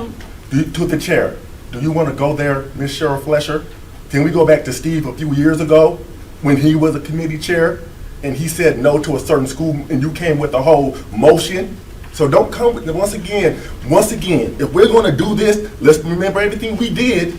You literally came with a motion from under the table that me as a board member knew nothing about. So don't talk respect. If we know, I have to take, no. No, I was still. You had to stop. Point of order, please. Okay, go ahead, talk. I was speaking. I was just asking, does this board as a whole know the process? To keep putting it off and putting it off is totally going against everything. You don't have to agree with it. You can vote against it. So let's move it forward one way or another, or send it back to committee for review. And we have to treat every committee the same. What? That is all I'm saying. Let me finish. Well, please. To the chair, Ms. Flesher, once again, don't talk about respecting a committee chair when you literally, 3+ years ago, disrespected Steve on 20,000 levels by coming. Order, we're talking about this. No, you're not talking about respecting the 3 committee years. chair. We don't want to talk about. We're talking about process. I'm done. sorry, You know what you Daniel. did, and I'm done with To it. the I chair. said how I feel. Yes, go ahead. So, getting back to this disrespect of whole things, I don't think, this is the discussion portion of this operations manual. I agree with you, Amanda, I think it should be separated. It's a lot. This is a lot. You know what I'm saying? I'm not saying all of it is wrong. It is points of contention that I have with certain points of here.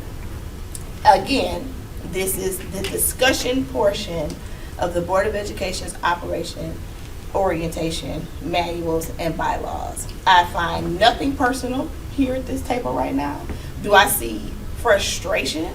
Yes, because the same disrespect that you talk about thrown at somebody else can't be thrown back to you. You know what I'm saying? And I'm not trying to say that you are disrespecting somebody personally. Everybody has their own feelings here, right, at the table. Daniel is very spiritedly saying his. You know what I'm trying to say. But I just think that this is a lot. It's 122 pages on here when we have 42 pages of an orientation manual. So do I think that this can be discussed in 2 weeks? Nope, I don't. Especially when we all know that there's a breakdown of communication at this table. There is. It's just here. It is what it is. So how do we do that? We come together with someone else to facilitate what each of our feelings are and what each of us means at this table. Daniel has expressed what he don't like about this manual and the fact that it's a little big. There's no denying that. You know, so I read this 3 times. I read the original manual, and then I read this manual, and then I'm cross-referencing in between, reading both again. And Amanda, you make some really good points, really good definitions. Not just me. I Well, your have a whole committee. committee. Just Your so you guys committee remember, makes Shirley and very Lori were on points. that And then that committee brings with me me. to another question, your committee. So you've only met once? Yeah, we met once for And you about came 2 up hours. with 122 pages of orientation. There were a couple of Well emails written, back and I forth must too say. that weren't a meeting, but yeah. Well written. I just think it's some things in here that we need to discuss as a board before we can say yes to any of it. I think some of it is a little biased, it's a little operational. It has many points of contention embedded in this. So I agree with Daniel. This needs to be a meeting in itself so we can thoroughly go through. And that's not to disrespect you as chair of that committee or whatever else you guys wrote, whatever you think should be in here, because I still respect that. We didn't write anything, just to clear that up for you guys. This is all copy and pasted from our policies. Even still, you copied and Direct pasted what from you the thought should be in policies. here. Direct So, from directly laws, writing it or not. direct from Robert's rules. Your copy and paste was what you guys thought that you should be in here. That's what I'm getting at. The thought processes that you had when you copied and pasted to put it in here. Well, that's what we talked No about as a disrespect. committee. No disrespect. I get it. I just think this is a lot.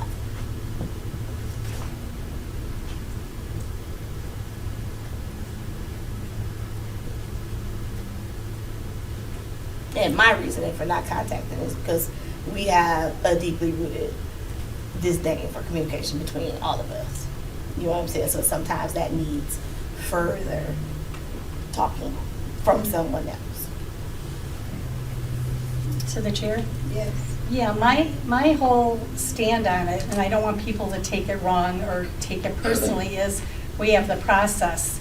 We could have started that process of reviewing it and stuff back when it first was sent out. That is my thing. We keep procrastinating and not doing our due diligence as a board. We could have started this process and set up a time for discussion if that's what the board chose to do back in the fall. Here it is, we're trying to end 24, move into 25. We sat new committees 2 months ago to move forward, and we still have old business. And if we don't like how we're handling our committees and we want to have more control as a whole board, then I think we're gonna be forced, we can't pick and choose what committees, it's gonna be every committee then. Every committee is going to have to defend and explain how they come up with how we evaluate ourselves. There should be deadlines and guidelines. We need to finish 1 year's business to move on to the other. That's my only thing. Everybody is entitled. It is a large document. But I know the committee was tasked and asked by people because we've had things come up in the past. Where does it say that? Show me where it's written. So when you try to clear that up, when you have some board members that want more information and want to see, okay, where is it written? They want to see the hard, solid evidence. And there's been many people at this table that have asked for it. It wasn't there. The original document is 25 years old, and it's been changed. That's why it's a living document, and that's why we move forward year from year.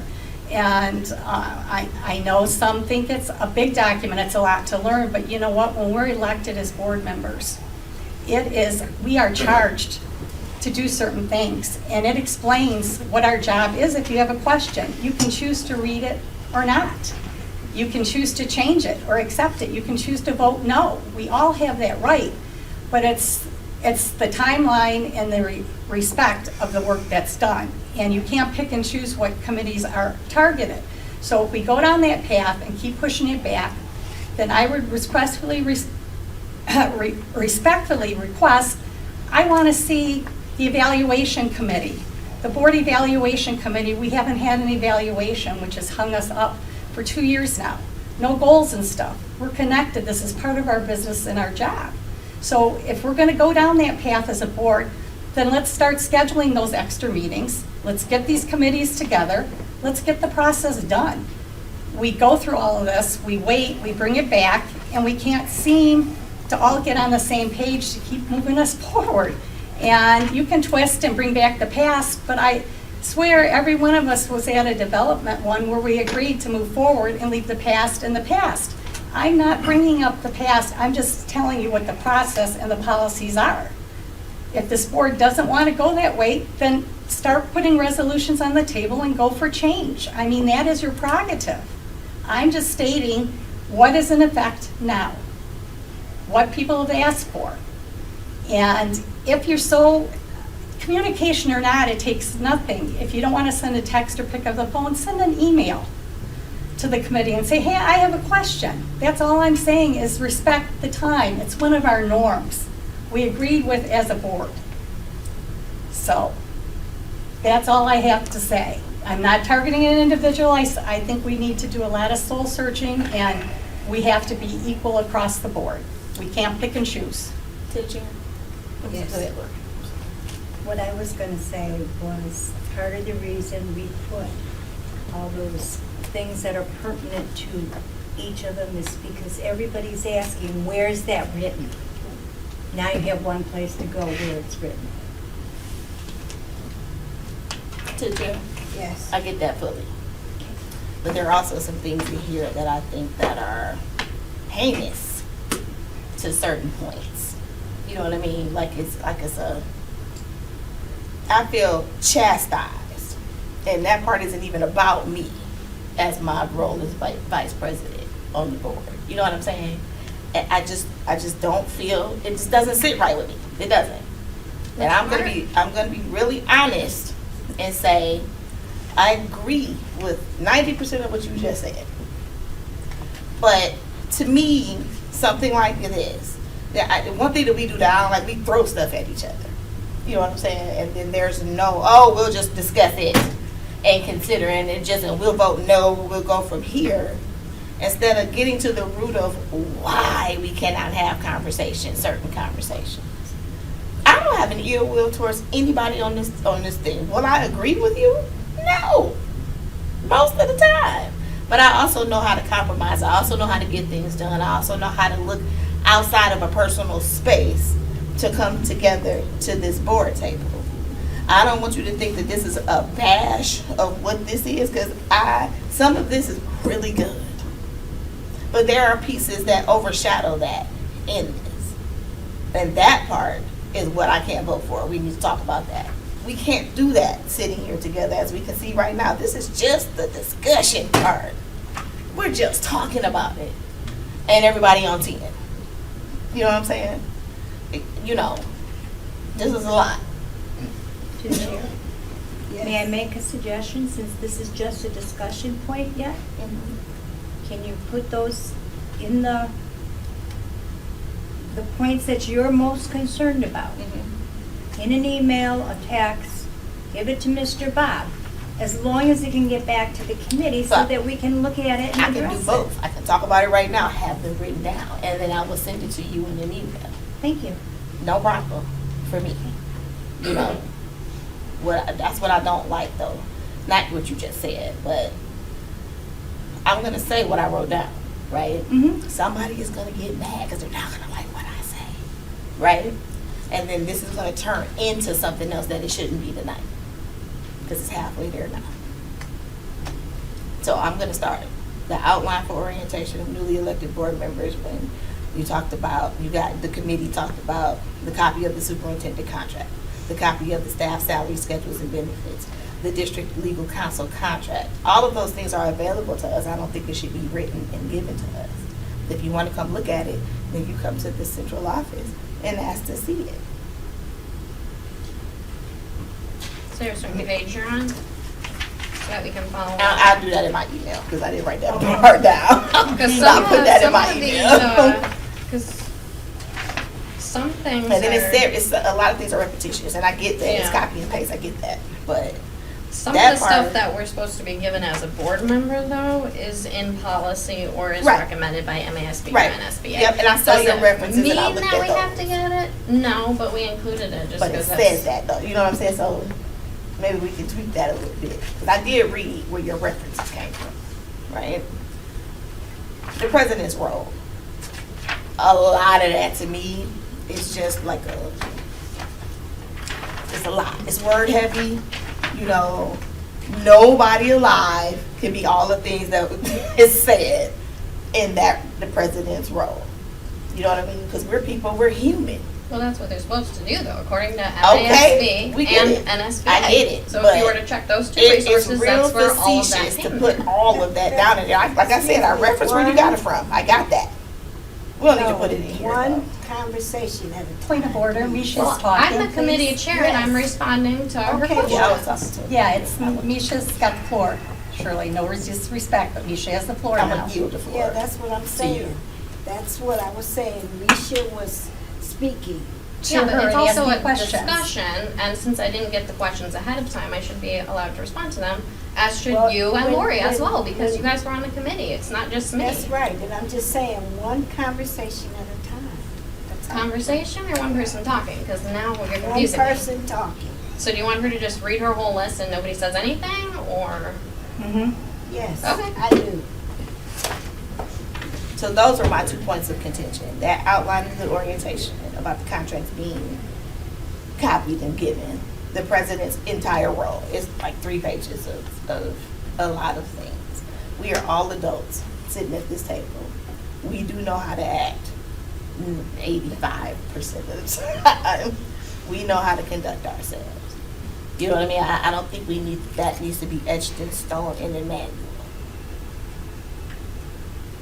And those are really my 2 points, other than the other repetition stuff. But like you said, it was a copy and paste, and I get in our reference. I looked at your references. To the chair. Yes. We do need to have the superintendent's roles in there, because that's what we evaluate them on. Yeah. But I was talking about the copy of the contract being sent to somebody. All those other things I'm okay with. All the other things she put in there, superintendent's role, like those were really good explanations of things. You know, so I'm not knocking it at all. It's a really good explanation. It would be really good for a new member to have those things. There's just certain little things in there, you know, that are is making some kind of, and I'm not even saying that she's doing it. I think that you all are doing it, the committee. It's just very, very, very, in this point of contention that we're in, because we're still in one. Y'all don't know this. We are still in a point of contention. Because the things that we have done thus far to try to bring this board together has not worked, right? So from looking from that point, from that perspective, I see points of contention that will do this to people's minds and click to the left when we should be right. You know what I'm saying? So that's all I'm saying. We need to be real careful about what we put in this paper to be sure that we are unbiased for everybody here. But you're gonna send us an email. I will. Okay. I will go back in because I have it. I just didn't put it on my nice little reference paper here. So I will send an email to the committee. And then we'll take a look at it. Thank you. To the chair. Yes. I think it's important for the board to remember to not take everything personally either. The goal of our committee was orientation and operation, so the main focus was to help a new board member. It's not to pick on any existing board members. But that's what it feels like. That's an opinion, though. The main goal, the honest to God truth, is that it's for somebody who's coming onto the board, no knowledge. Where can they get all the information if they don't have this book, that book, access to the internet or wherever to look at our policies? It's right there for them. That's the main issue. However, if people want to take it personal and interpret it a certain way, that's on them. But honestly, from my perspective and hopefully from the rest of my committee, it's nothing personal. It's nothing set in stone because it changes every time there's a committee and it changes every year. So, and at the end of the day, whether you vote this in or not, this is our job requirements. This is our policies. Whether it's right here physically in front of you or not, it's not going to change that. Those are your job duties. Those are your policies. So whether you want it in there or not, if you don't want to see it, fine, vote it down. But it still exists out there.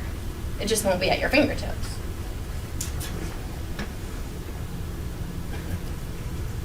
And I just want to say this. This is board business. This is not a personal attack on anybody.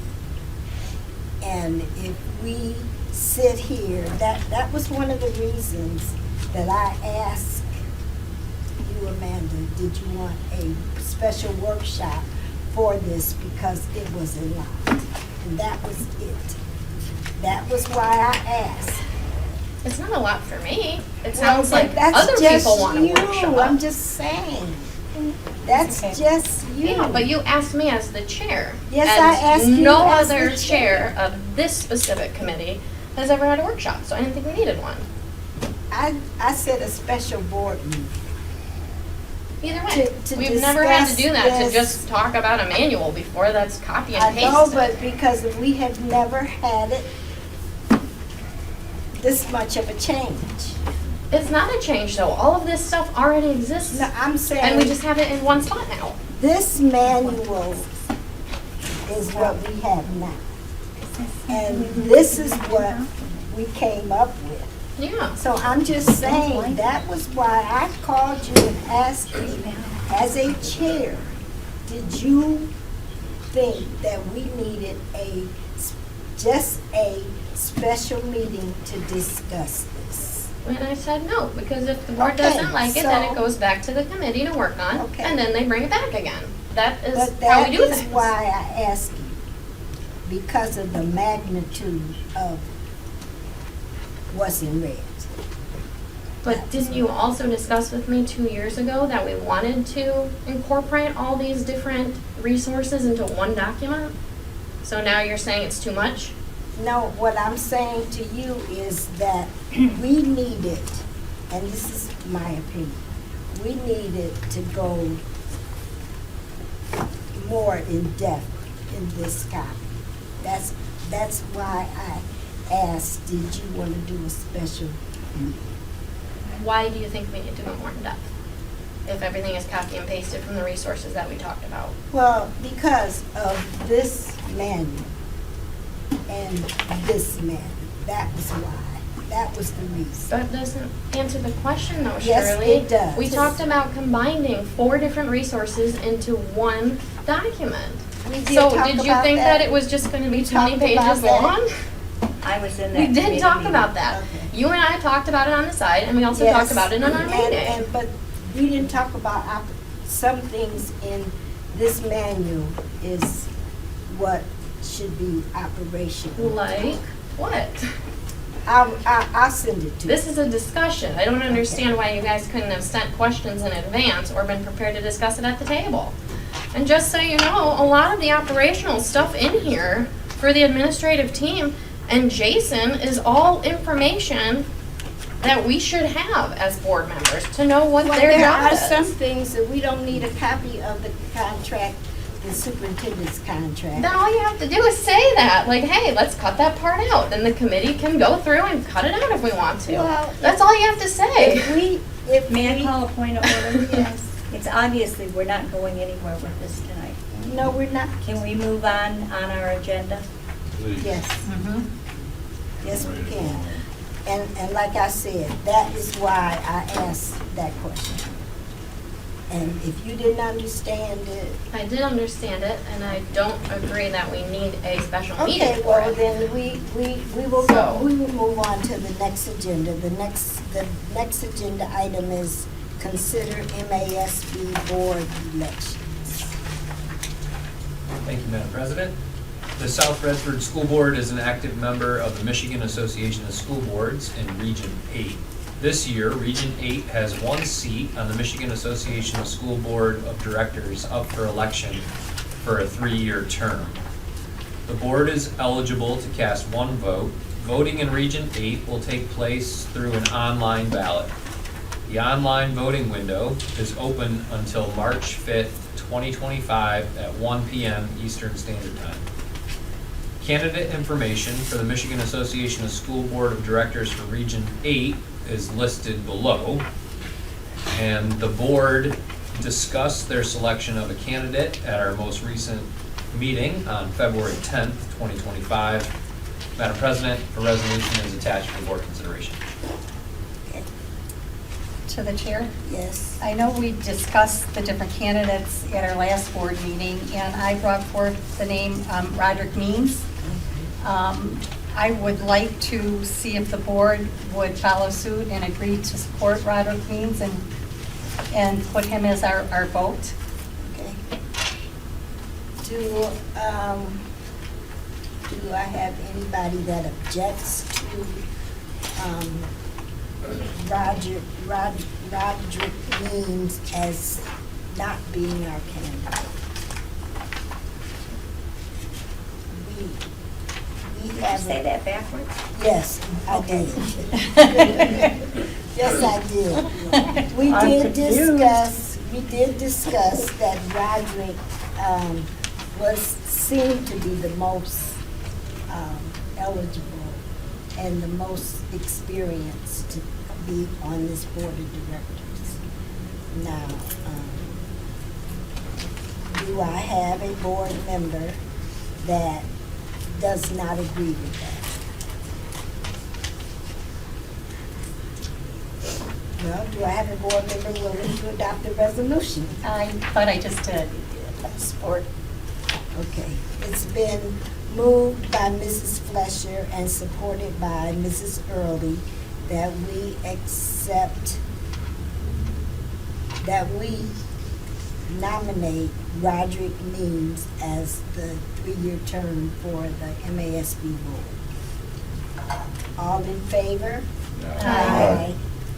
That's 7 ayes, and any nays? 0 nays. So, the resolution will be that we accept Roderick Means as the MASB candidate.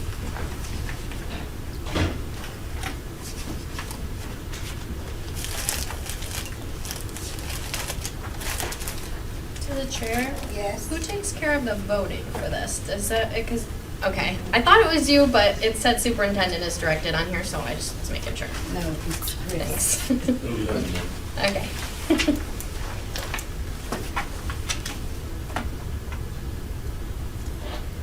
Next item on the agenda is comments from the audience. Topics not related to the agenda. Mrs. Woods. Hey, Kathy Woods, in a different life now, I'm here as Nana. So, Kathy Woods, I live at 13120 Sioux, Fairfield, Michigan. I don't know if you guys are being aware of everything that's going on at school, at Pierce Middle School, but I would like to report to y'all for as the dance team, you have Spirit Dance.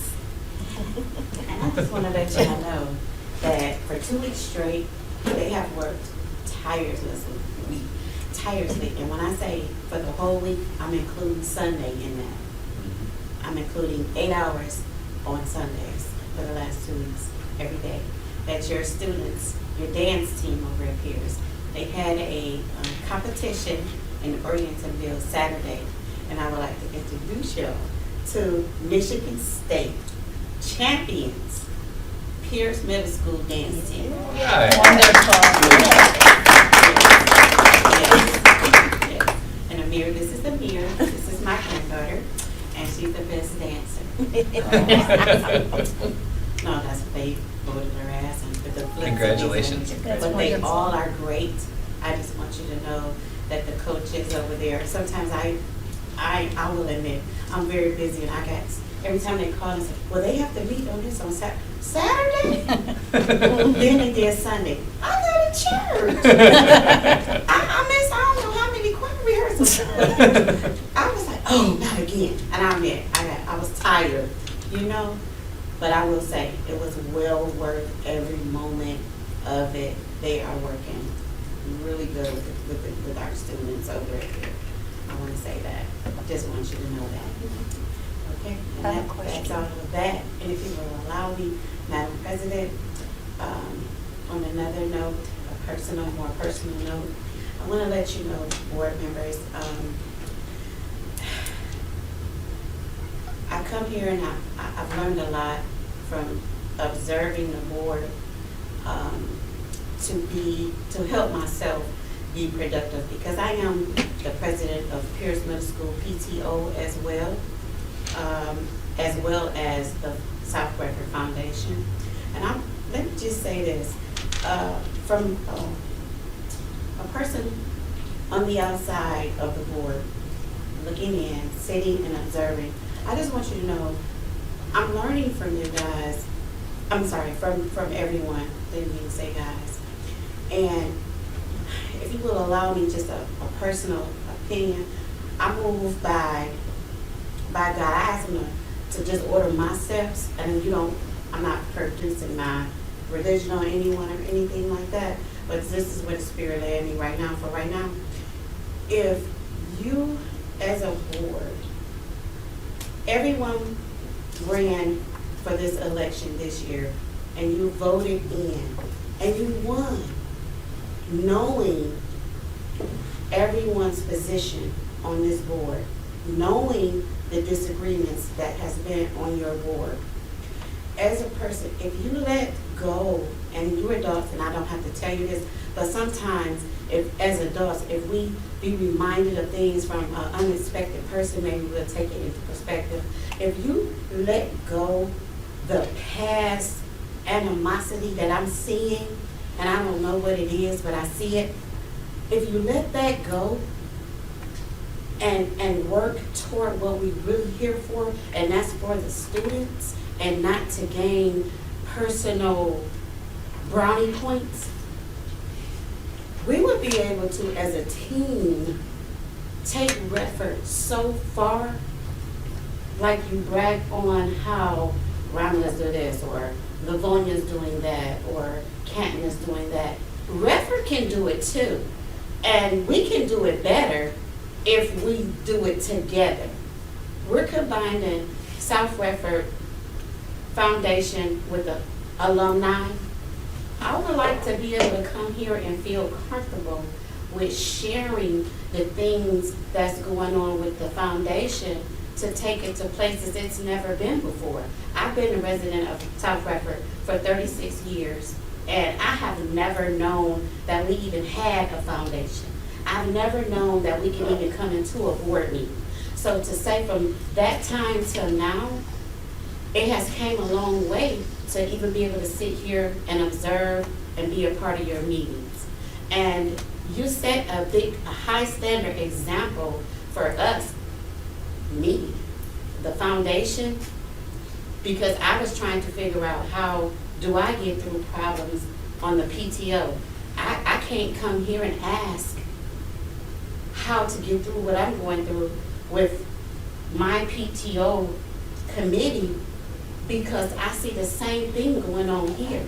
So how can I come and ask here or observe how to handle the animosity that sits on that PTO that I'm trying to combine with the community and take it somewhere? So I just want to say this: if before you bring it to the public, you got to get it together within here before we take it out. Because I would love to combine our PTOs with all the South Redford PTOs, because that's my goal. And it's going to happen because I'm a forgiving person. You got to be a forgiving person, and you don't have to like somebody that you're with.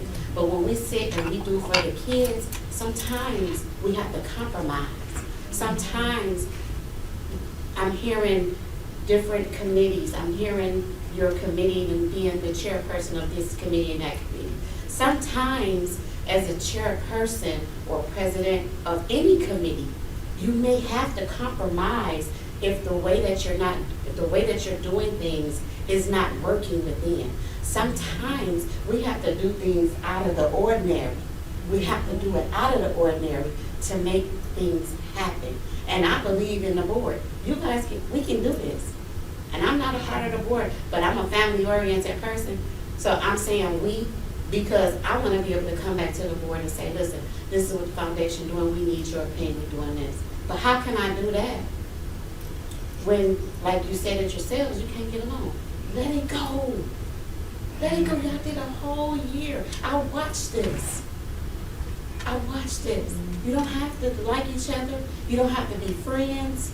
But what we do have to do is be an example to our children. Because the kids get kicked out of school for things that I've seen here. Kids get kicked out of school. I agree. Okay, they get kicked out of school for what I see right here. So how can you exclude a student from school for the things that we as adults, you doing on a board? You sit here, this is for the community. We gotta do better, family.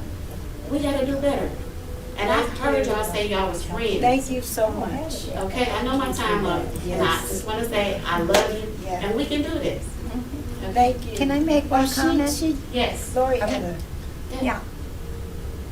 Now, you said you were tired following your granddaughter around in the last 2 weeks. Getting her to practice and such. How do you think she feels? Okay, I know. I know. But guess what? They won the Michigan State Championship. That's fantastic. So my teaching to her is it was all worth it. Because sometimes It's hard work will bring the reward. It's a rainbow at the end. Mr. Bob, you're gonna have to tell Mr. Rudy, you better get a dance competition going Absolutely. for the high school, Yes. or a dance team. Any Up and questions? coming. Did you say you're teaching one? Yeah, up and coming. I get these right. Anybody got anything? And that was all spoke out of love, just so y'all know that. Yes. Thank you, so Kathy. much. Thank you. Next item on the agenda is Plus Delta for improvement. Mr. Bob. What processes supported the board's work this evening?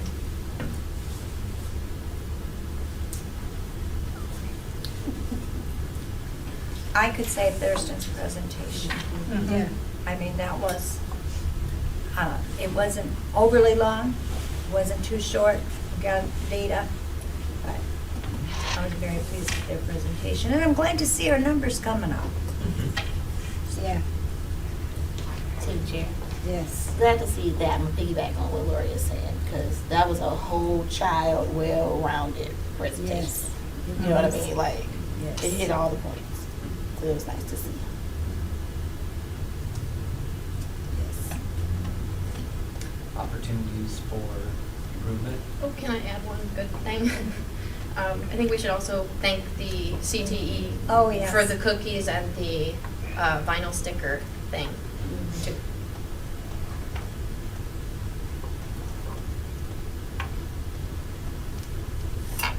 And the charcuterie board. To the chair. Yes. On another positive note, Kathy made good points. She picked up on a lot. And when you talk about working as a group and moving forward, which we've all agreed to do that, we do need to leave the past in the past and move forward. And we need to respect our processes and stuff. And until we can all get on the same page, I can say, okay, Misha made some good points. I don't think anything that she expressed, and thank you for speaking up, what you disliked by doing that, I don't think it's anything the committee cannot work through and compromise on. It was not unreasonable. I agree with, like you said, 90% of it. And I applaud you for having that discussion. And finally, the sad part is, which goes into Delta, is that we have to communicate with each other and keep it transparent. A lot of this didn't have to spew over to the board table. If there's questions and concerns, and if it had been expressed to the committee ahead of time, they could have talked, and chances are they would have compromised and removed your suggestions, because at least that's how it's happened in the past years that I've been part. It didn't have to come to the table. It didn't have to come to bringing up the past and people getting hurt or offended or taking it personally, because it's not. We all agreed and keep agreeing that we want to move forward and we work together. We don't have to like each other, but until we can leave the past in the past, and when one of us doesn't like what one of them's saying, bring up the past and shoot again, we're not going to move forward. And I can't support us paying for extra development and people coming in. It's all money when we're going into budget, and we're already been drawing down for years fund equity, and it's a bargaining year. I ask that this board think hard and long, why are you on the board? Do you have a personal agenda, or can we get past it and work together? I mean, how many times in our life we don't like our bosses, we don't like the person, but you find a way to cohabitate and to get by, and we're never going to get that until we stop bringing up the past and shooting at each other about the past. We start each day as a fresh day and we move forward from there. I mean, we had some good discussion here, and if people do send the emails, a lot of it can be answered, and it doesn't have to boil over at the table, and it shouldn't boil over at the table, but it keeps happening. And Kathy spoke very eloquently. Yes. I mean, you might not like what I say, you might not like it, but I am a policy follower. I believe in following the law and policy. I believe in being financially sound. So it's respecting each of our strengths and our weaknesses, but don't keep bringing up the past. It just opens that wound that might start, let's move forward. And like Kathy said, It is for the kids. That's why we're here. It doesn't matter what happened 3 years ago. It's not going to change. We're here at this moment in time. So let's move forward as a board. Any extra meetings we have, it's not going to do any good until we all look inside ourselves and say, hey, I'm going to do this. You know, and quit firing at each other. Because it's really hard not to take it personally. What somebody keeps, you know, we all make poor choices, but we learn and we move forward. Each and every one of us is not perfect. And what's that saying? She talks about religion. You know, if you live in a glass house, don't be the one to throw the first stone, because we all have our weaks and our strengths. And working together, we can accomplish good things. And that is what's very disheartening is this board. And 3 of us were elected to 6 more years. So we don't want to continue down this path. So I think it's a delta that we cannot get past it. And we can't leave the past in the past. Thank you. Are we, where are we? Class, Delta, still? We still in the Delta. class or are we at the Delta part? Okay. Whichever you need. So this is, in my 50 years of life, right? I've been through some things, y'all. Seriously. But at 50, I have realized that trauma follows you. So we can sit here and we can say, oh, let the past be the past. But you remember things as things come up, right? And to me, I am doing a better job of making Misha better. You know, I'm letting go of traumatic stressors. But to do that, gotta talk about it. You know what I mean? You can't cut somebody else off because you don't like the way it makes you feel because of something that you did makes them feel a certain way. We have to look into ourselves and realize that to receive the grace of a let bygones be bygones, I fully understand what Kathy said. I also read in between the lines as well. To fully do that, we are, all 7 of us are gonna sit at this table and we're gonna lay out which each of us have done to each other. Trauma, emotional trauma. We're angry all the time. That's trauma. What it does to your body and to your mind. Or when you sit here and when you see somebody that you disagree with. Like I said, I respect each and every one of you at this table. Do I agree with you, Cheryl? No. Am I going to let that affect me anymore? No. You know what I'm saying? But because I have realized what my role in the situation is. That's it. I'm realizing those things. And only then can we change a traumatic experience. That's what we experiencing up here. The traumatic experience of how we're going to relay, and we're not doing a good job of relaying. We just got cussed out. You know what I mean? We're not doing a good job. It's really We're not doing a good job. But in order to move forward, you got to get the wiggles out. You know what I mean? So that can be here. Because if we don't say anything about it, it's going to continue to follow us. And chip away. And I don't want that for any of us. We don't deserve it. We're here to do a job. Is that a plus or a delta? Both. I don't know. I don't know what that was. I read it as both. I think it You know what I was mean? We both, too. just really need to be adults about situations. Before I adjourn, I really would ask this board to think about having a retreat. Because that to me, and that's my opinion, that's what we need, because and I said this earlier today, some of the things that needs to be discussed and talked about cannot be done from this board table. And I would just ask that the board really think about that. A retreat. A retreat. Yes. And that's just where Let's go somewhere. No.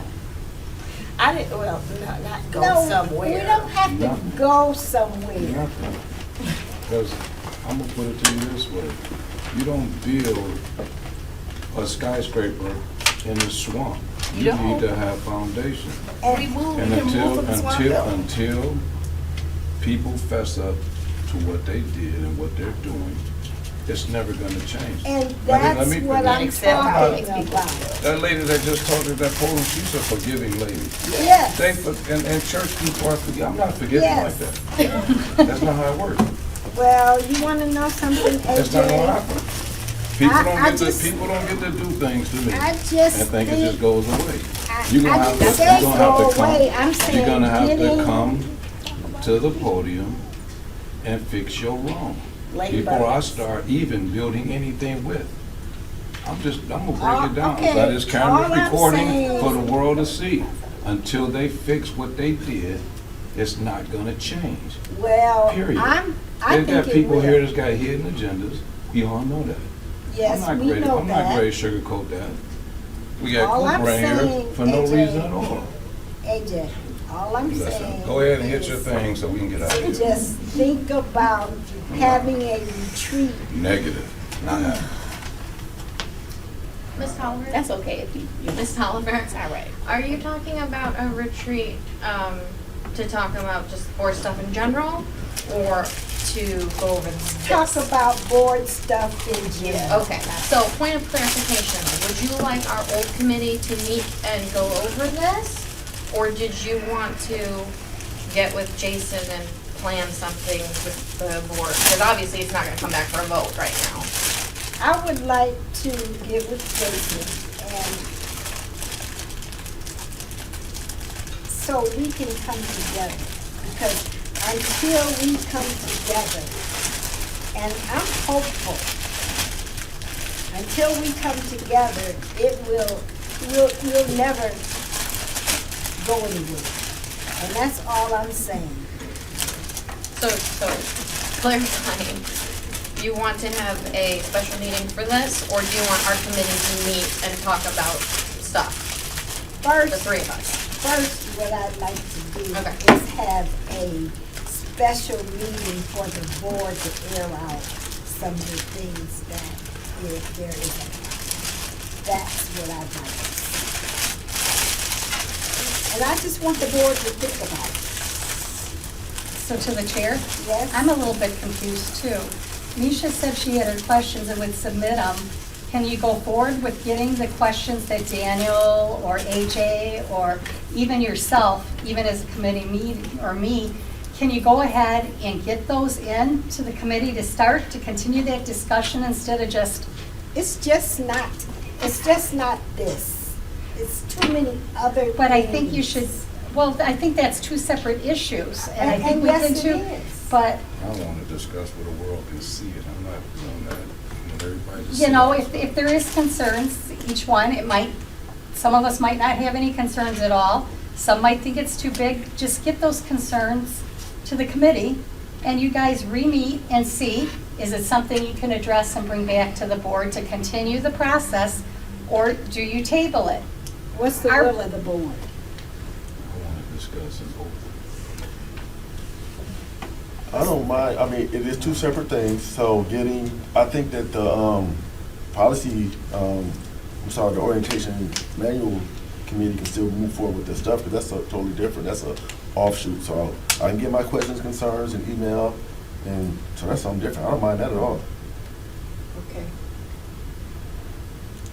But we're talking about two separate things. Mhm. You're talking about a meeting, Exactly. and so, Right. just to answer the question that Cheryl had, I could send stuff to the committee members and voice my concerns so they can continue to move forward, the whole, retreat. That's a whole nother, that's what you were talking about, I don't have nothing to say about that right now. So to the chair, can you clarify, if we decide as a board, the committee moves forward for one, and you're discussing a retreat, and as surprising it may be. Two separate issues. Right, we're gonna Yeah, it split is. it It's out. two separate So as issues. she's talking about it, she thinks we should come together as a board again, and this might surprise you, and I'm glad you're sitting down. I support AJ's thought. Now is not the time, and we're in no position to come together for a special retreat or a special workshop. We've had 5 or 6 And we say the right words, we do the right things, but we're just stuck in that rut. So to me, right now, personally, and it's just my opinion, but it happens to kind of mirror you, I think it would be a waste of time, plus it costs money every time we have a facilitator in. I didn't say a facilitator. I said a board meeting to discuss. If it's a board meeting, then it's posted, and it's posted with an agenda and stuff as a meeting. If it is a workshop or that, it's more laid back, it's still posted, and the community can come, and sit. I personally don't think it will do us any good, but that's my thought. If the majority of the board feels that it will help, fine, but I don't think it would help. Yes. So I'm about to read what Mr. Young was he just sent me a text message. Right. Hi, it's Terry. I just wanted to say how disappointed and embarrassing tonight's meeting was. I was supposed to bring my 7th grader, glad I didn't. Is there any way I can help? If there's any way I can help, let me know. Also, if there's any opportunity to suggest removing redundancy of that manual. Now, I know he don't know what's in the manual. Who sent that? Terry Young. He was Just sitting right sit there. right Oh, okay, I don't know who he is. So he's been to several meetings. But Parent, employee. he's a parent, but very active at Adams and Pierce. But for someone to be sitting there from the outside looking in, he's been to 3 meetings maybe, and can clarify and pinpoint, it's a problem. It is. And I get what you're saying, because we are 7 hard-headed, strong-willed people sitting here on this thing. But something has got to I'm give. gonna cut you off. Let's not generalize that. 7-hearted. I'm only gonna speak for myself. Okay, well, let me I speak for came in, myself. I got Let me elected speak to for this myself. board. I got elected That's to true. this board. And That's I true. didn't open my mouth and say a You are word. correct. And it was just boom, Okay, bombarded, so let me bombarded. singularize So I get that to word. stand We aside gonna do from that. all this. Y'all been here together. I'm But the you new still kid a on part the of block. this group. And You I are don't, still a part of I don't get, I'm not taking none of that 7 of y'all, none of that. Because strong I didn't open willed. my I'm mouth. not I stayed backtracking. quiet. So let me I was rephrase. disrespected Let me meeting after rephrase. meeting I after respect meeting. Mr. Johnson. Rephrase that. Me, I'm a very stubborn, strong-willed, impatient person, right? And I don't know about y'all, but I look out and see all of these faces and everybody talking and looking, and we look bad. Yeah, we do.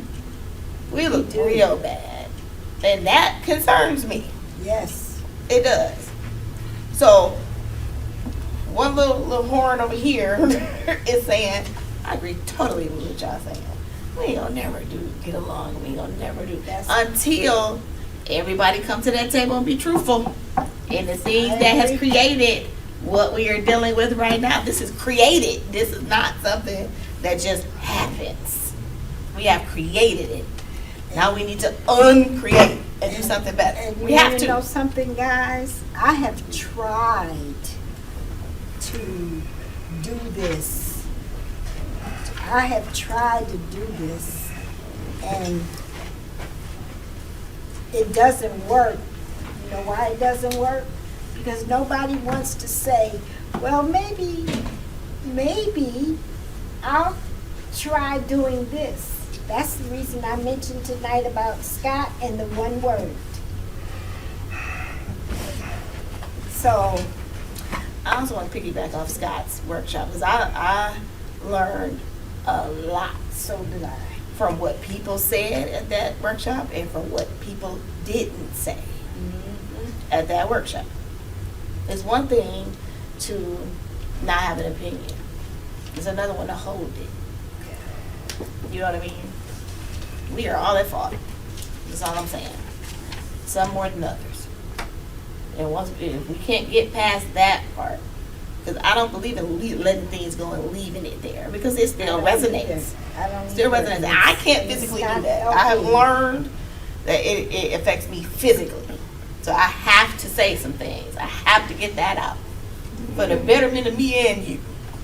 You know, because that thought process is still there. If I still have an ill will towards you, And I'm like, oh, hi, Cheryl, you know, how's your day?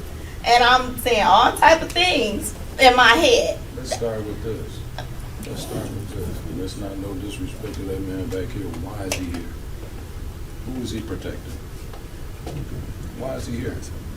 Who's afraid of something in here? Why is he here? I can answer that Who's he question to the protecting? chair. Yes. He's here because I asked for him. Because of the many times I've been personally verbally attacked and the underlying things. So if you want to get it out there, that's why. I think this is a very toxic place. I feel people have vendettas. I feel they hold the past against you. They don't look at what's going on currently and what the goals are. So to answer your question, that man is here because I asked for it. Because he allows me to be here, to be in my safe zone. Never in 21 years have I felt like I felt the last 2 years. And you guys talk about feelings and getting it out there. Nobody wants to go, but that is the question. And if anybody asks me at any time, I'll tell you. But as our president has said, the board table is not always the place. But I have never shied away. I don't lie. You pick up the phone, you call me, meet for a cup of coffee, I will gladly answer any of your questions. Well, To the board or to the Yes. chair, I have a suggestion. 2 years. We are doing this, the same thing we did earlier at this point. Let's just call the meeting for the night, go home and think about it, and hopefully not bring it back at our next meeting. that's why I said, that's why I asked the board to think about it. That is the reason. Because I already know that it's going nowhere. Well, it's still going nowhere here now That's- tonight. That's what I'm saying. So I just asked the board to think about having a retreat. Because some things just cannot be done at this table. That's it. If there's nothing further that comes before this meeting, I adjourn this meeting at 9:20.